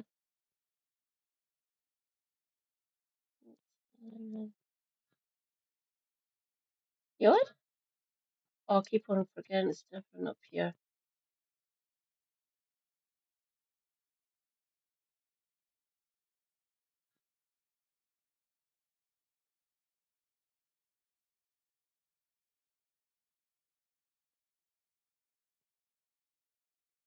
That's a good thing, Christina, by the way.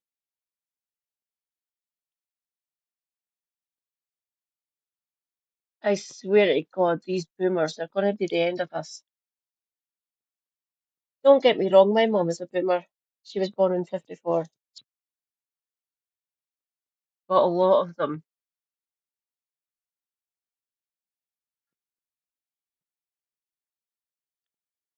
I will not say. He may be boomerish in his takes, don't get me wrong, but technically Super Happy's a Gen Xer. He's 9 years older than me, by the way.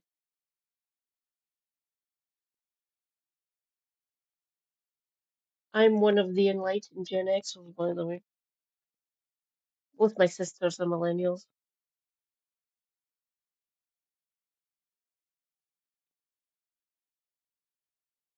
My cohort are both despicable and fucking awesome, oddly enough, because the range of Gen Xers is from 64 to 1980. So there's a lot of different types of Gen Xers, unfortunately. Quite a lot of the cabinet and in the shadow cabinet, a lot of them are Gen Xers and fucking millennials. Need I say more?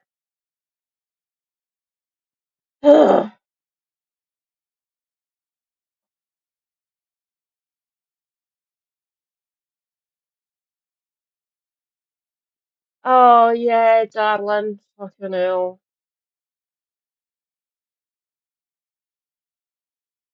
Oh, you see me just me. I keep on forgetting that. Sorry, darling. My youngest sister, now SNP. Thank fuck for that one. My middle sister, dear God, sweetie, please don't. She still votes Labour. Hopefully, I've managed to convince her enough not to vote for Labour this time, but she's getting disillusioned on a daily basis with them, so that's a good thing. What the fucking hell?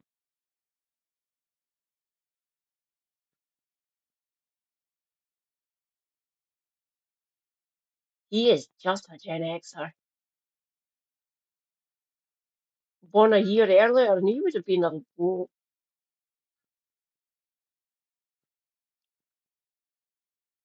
March. So your birthday was this year.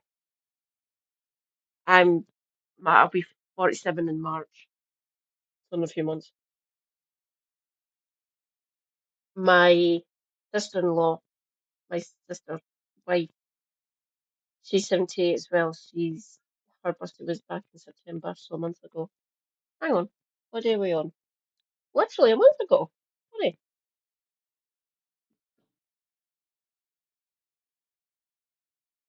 They're both Labour voters. No, please, girls, don't do that. Mm. Good luck. Send them my way if you want. But again, has everyone just missed this? Has everyone just kind of missed this in the mainstream media? I've not seen anybody talking about these specific kinds of figures. Again, maybe it's all just a quirk of the sampling methodology of Find Out Now, or the way in which Alright, that they Nick choose Tenth participants March in their week. surveys. Maybe it's all down to a methodological quirk for Find Out Now's Right on. methodology. But I don't think that is. I don't think that it is. I don't know how you would be able to have this consistently over and over and over I again know I'm if going there to. wasn't at least some truth to the polling numbers that we're seeing here. And again, it's not just one poll, it's poll after poll Oh, after poll. my followers. Also very interesting and funny, just as a little aside here, whilst we're here, looking at the 18 to 29 groups, Tories on 9%. People are wondering why the Tories are failing, why the Tories have completely screwed the pooch. Well, again, they screwed over their own voters, and they've spent literally no time at all trying to court new, younger voters. They kept assuming that they could just win the votes of older pensioners and homeowners forever, and they forgot they needed to cultivate the votes of young people who they've been screwing through policy because they previously, before now, weren't high propensity voters. They thought that they could ignore young people. Well, now your party has died forever. Well done, Tories. You love to see it. Couldn't have wished it upon a bigger group of massive arseholes. I mean, literally, you're absolutely right, They Svetlana, deserve that it. there was a Times article about young Tories wanting to win over their peers. And literally, they included friend of the show, Charles Amos, the guy who went on GB News to defend making incest legal. So the Tories aren't sending their best. Let's be real. But again, this is just some interesting They do things that I'm exist, seeing from these unfortunately. polls. You know. If you have some ideas as to why this might be, or you have some responses and you think that I'm wrong, I am willing to be proven wrong in the comments. This is just an interesting quirk that I saw in this data, and I was interested in people's opinions on what this means for the future of politics. But if it's true that we're suddenly seeing a huge rise in youth engagement in politics, all I can say is thank fuck.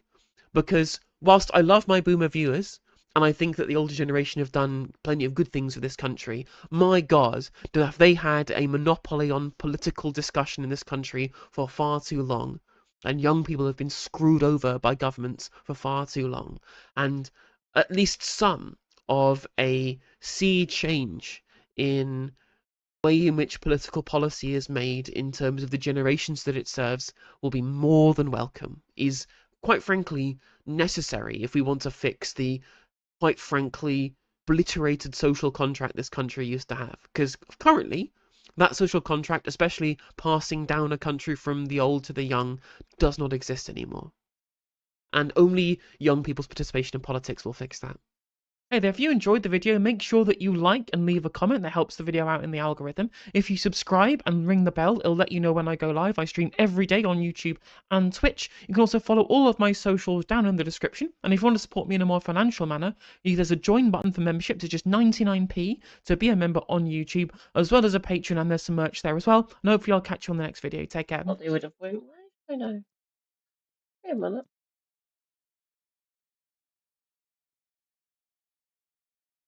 Elena,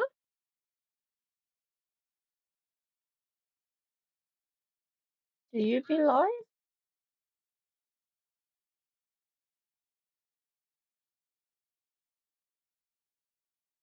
Hmm.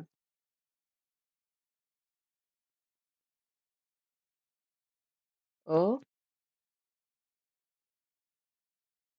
Eh? Yeah.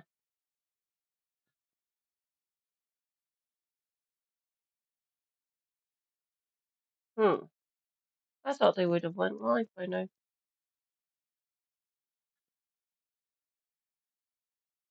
What?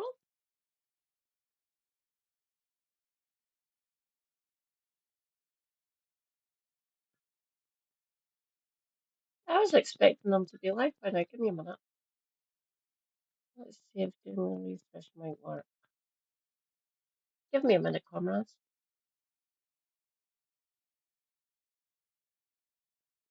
If they're not going live, I'll cover Laura. So I can lose my mind again with Prey Patel. That'll be fun.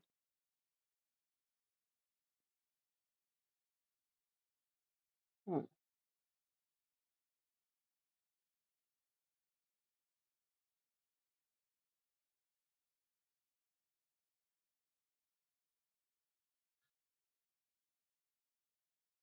That's good fun.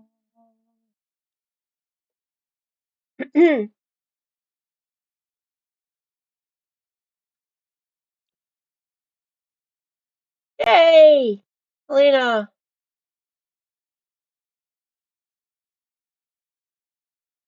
No! Where? Where? Give me Scribby.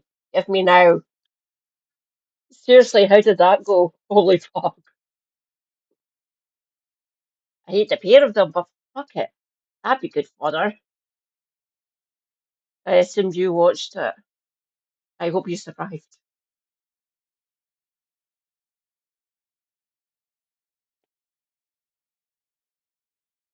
Well, just type it into YouTube. Oh my god, I'll just fucking do that.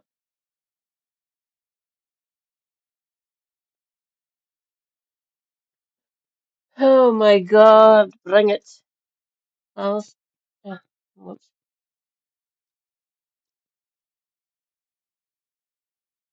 War criminal. Whoops. Handle.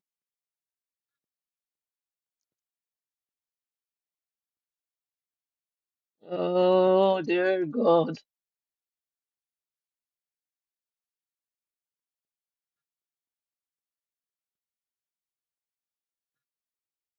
Okay. It's only 11 minutes.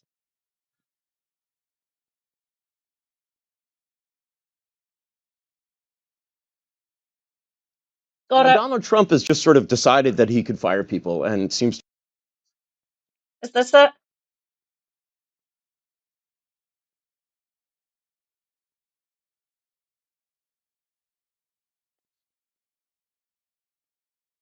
I can give you the Discord link. No problem. It's always good to put the Discord link in. Anyway. Give me a moment.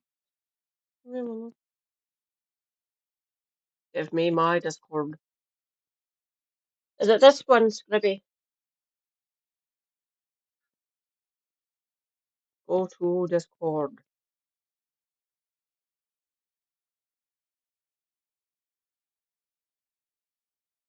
Anyone interested? Please join. I want more people.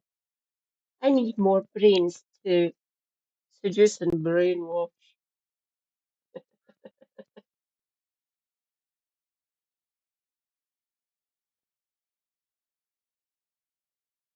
Just give me my chat. God damn it. Jordan! Ray Joy's comrades, Journey and Jordan is here. Hello, comrade. How goes it? I liked what you were saying in the chat earlier on, by the way. Did she just go live? Thank you, darling.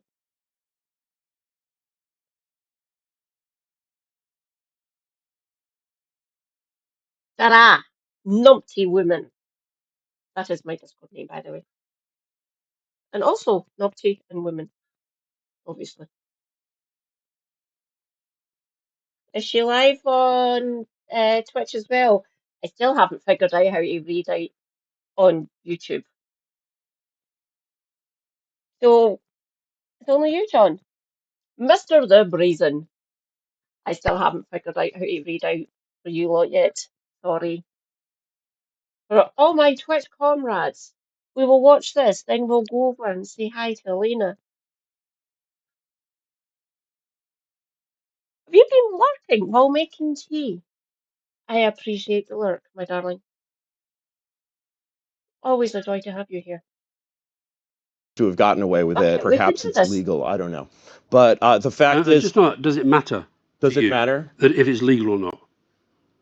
No, it doesn't. Now, Okay. Donald Trump has just sort of decided that he could fire people and seems to have gotten away with it. Perhaps it's legal. I don't know. But the fact is, Just not. Does it matter? does to it you matter? that if it's legal or not? No, it doesn't. It actually doesn't.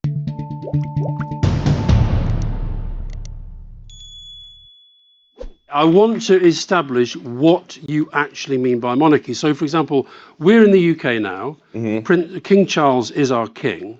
But by your definition, this is not a Oh, monarchy. mine. Well, it's a ceremonial monarchy, or as some call it, a constitutional monarchy. I would say that in English history, actually, you did have a period of genuine constitutional monarchy where power was divided between Parliament and the king. That was from 1660 to 1688. And why was that a good system?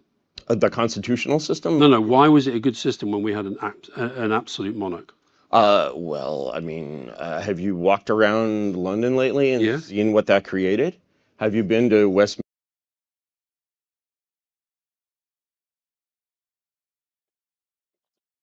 If you haven't lived here for any appreciable length of time, you don't get a right to see how things work here in the UK, you absolute fucking lunatic.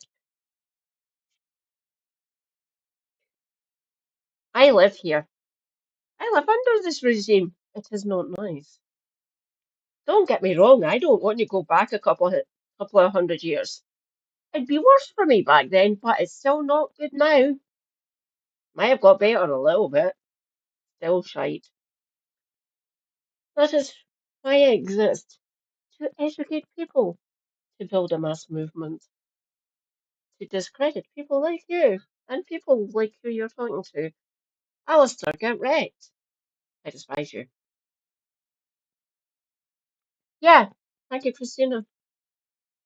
Minster? Have you been to, under the absolute monarchy of Henry VIII created essentially the Tudor age, which to me is the most spectacular age of English history, was the Tudor age. Shakespeare flourished under an absolute monarchy. I don't see any Shakespeares in China, so that tells you that maybe there's some difference between Elizabeth I and Xi Jinping. What the fuck?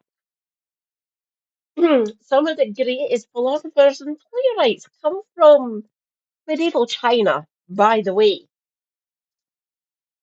and medieval Japan and the rest of the Southeast Asia. So, my Chinese comrades, how do you feel about that one? I feel aggrieved that I'm not even Chinese or Japanese or South Korean or Thai or Malay. What the hell, man? That's fucked. Curtis, you're what? We can explore that. But, I think that England is very much capable of flourishing again and becoming the mistress of the world.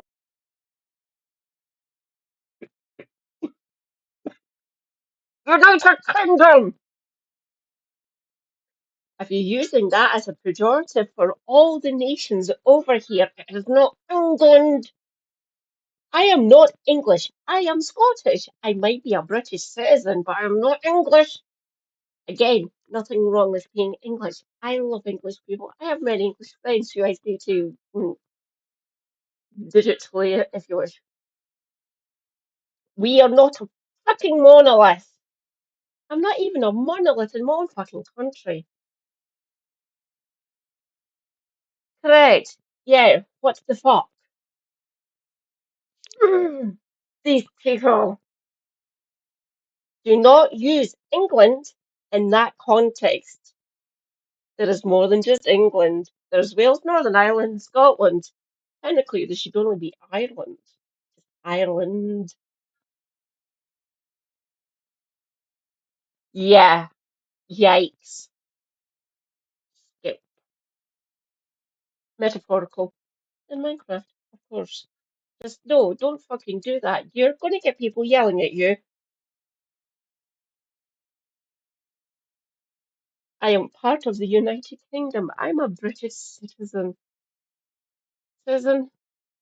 British subject because we still have a king or a monarchy. Which sucks. It's the 21st century. I'm a Republican. We should not have a monarchy. We should not have the other place, which is the House of Lords, for anyone not knowing. We call it the other place because it shouldn't fucking exist. Please, Curtis, visit the UK in time to see some of that shit. You will be scalped. I have no doubt about that. Thank you, Christina. Thank you. I do so love my little cat. Isn't that one of the best emotes ever? Just showing a bit of pride in myself. I love it. I love it. World with a system of government that is not devoted to sending pensioners heating bills to Mauritius. Okay, when our monarch was kind of closely involved with your country, it took a war and a revolution to change that. Okay, how do we go from where we are now? This is a democracy.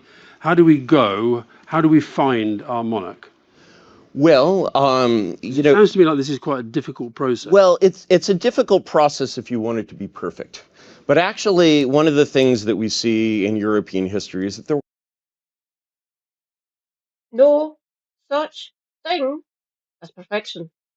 Trust me. There is no perfect. Trust me on that one. Nothing perfect. We get damn close to perfection, don't get me wrong. Nothing's perfect. Nothing. We can get damn close though. quite a great number of quite imperfect, but not Hitler, not Stalin kings. I would say, just off the top of my head, if you picked any one of the, do you have a Fortune 500 thing here? Like, if you picked... Stock exchange, yeah. Yes, if you picked any... The London Stock Exchange is the fourth best stock exchange on the fucking planet, you lunatic! Where do you think Wall Street got its fucking starting blocks from? What the fuck? Oh, fucking hell. You learned all that shit from us.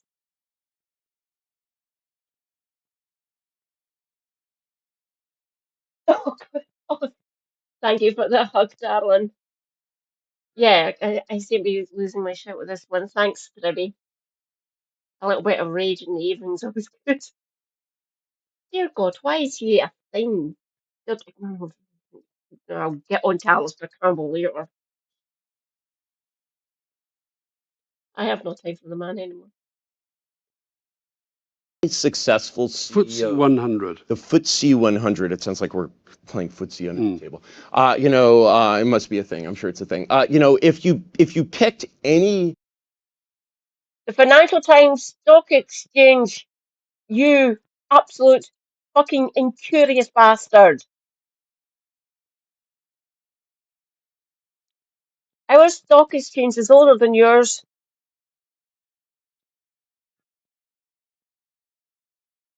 Where do you think you got all the expertise from? Thanks, Gribby. I fucking hate you. God almighty.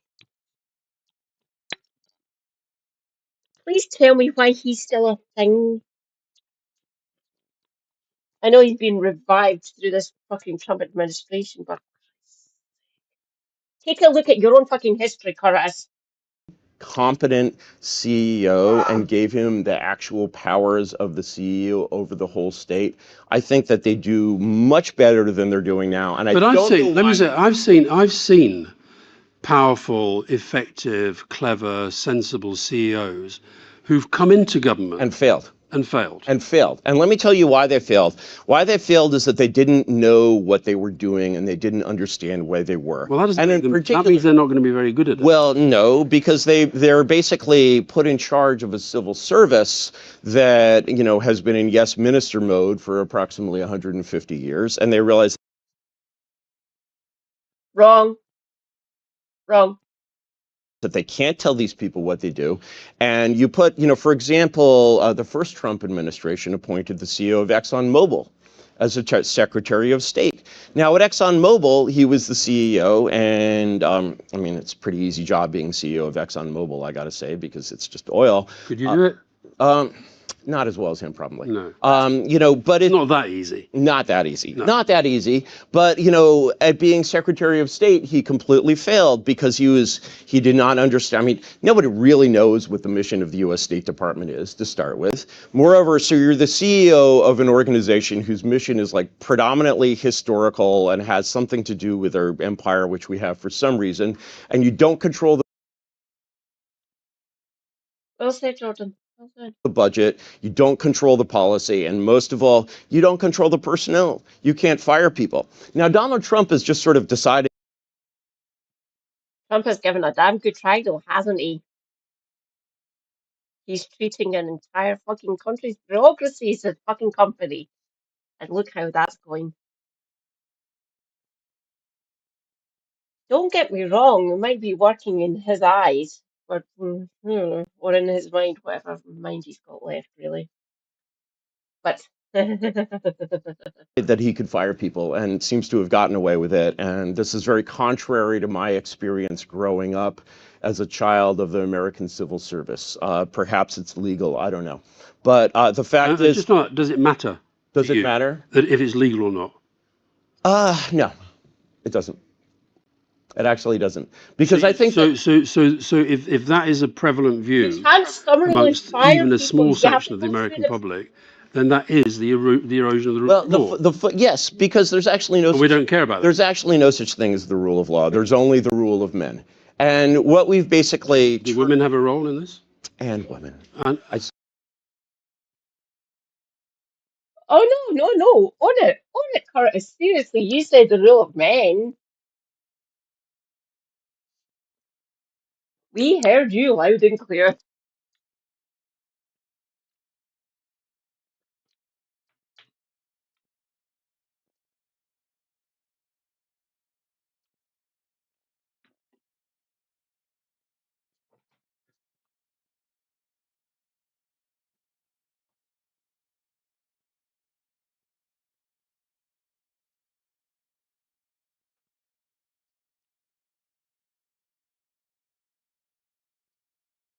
Jordan, can you go and check something for me? How far into Laura Kay or award-winning gerbalism are they? I don't want to miss too much because I really want to see Kevin Helena with her shit over Priti Patel. Obviously, she doesn't. It's Bridget Phillips and then John Swinney, then Priti Patel. Where have you seen them? Yeah. His pawns come. Obviously, we know this. I've actually done research into this feature. Notice how most of them are men. Don't get me wrong, there's women like him out there as well, obviously. Oh, don't worry. I love it. And Carry on, you lunatic. Actually, I think in some ways they're much more powerful. Okay, good. Good. We've all experienced it. Yeah, we have. But I'm intrigued by this because I sort of feel that there's a kind of germ of an idea in what you're saying, but it isn't actually borne out necessarily by historical analysis, and nor is it practical today. And we are living here today. We're not living in Tudor times. We're living in 2025. Massive challenges facing the world. And I would argue, by the way, that somebody who came back from the Tudor age and saw the world today would be pretty blown away by it. They'd be impressed by the technology, and they'd be very disturbed by the state of humanity. Ask the Tudor aristocrat to, walk a high street at, 3 in the morning. Rich, white, powerful man, still in control. Not too different when you think of it, really. Lots more technology, don't get me wrong, but it's still kind of the same, really.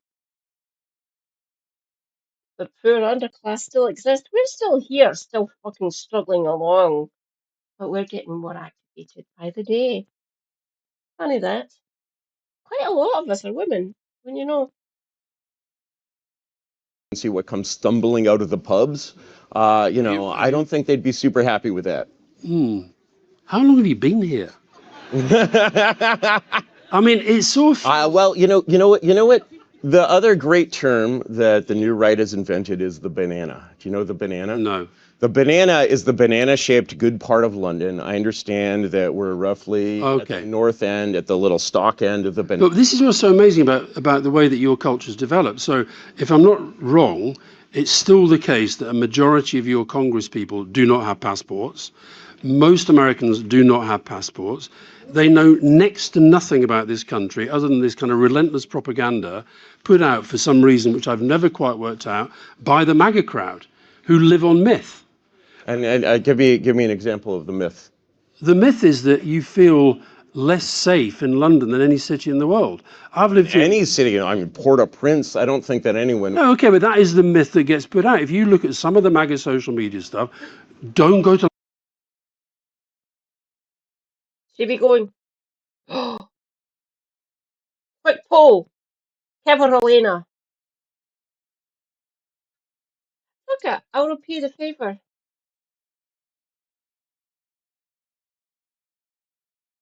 He graciously hosted me.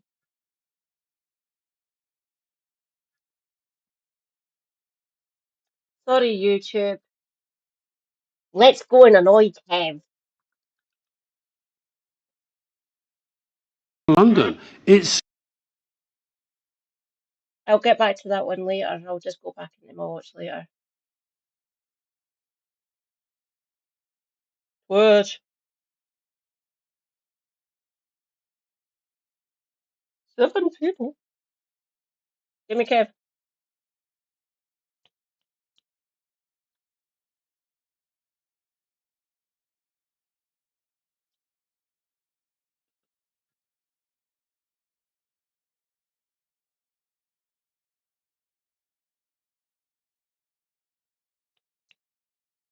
Come on.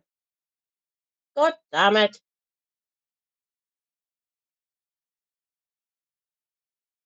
The fuck is going Palestinians in on? Gaza. Of course, Israel would have done it if Trump hadn't stopped them. Azerbaijan, very successful in their ethnic cleansing. Just Are get we a back fucking in it? waltz into Eurovision and no one bats a fucking eyelid. Well,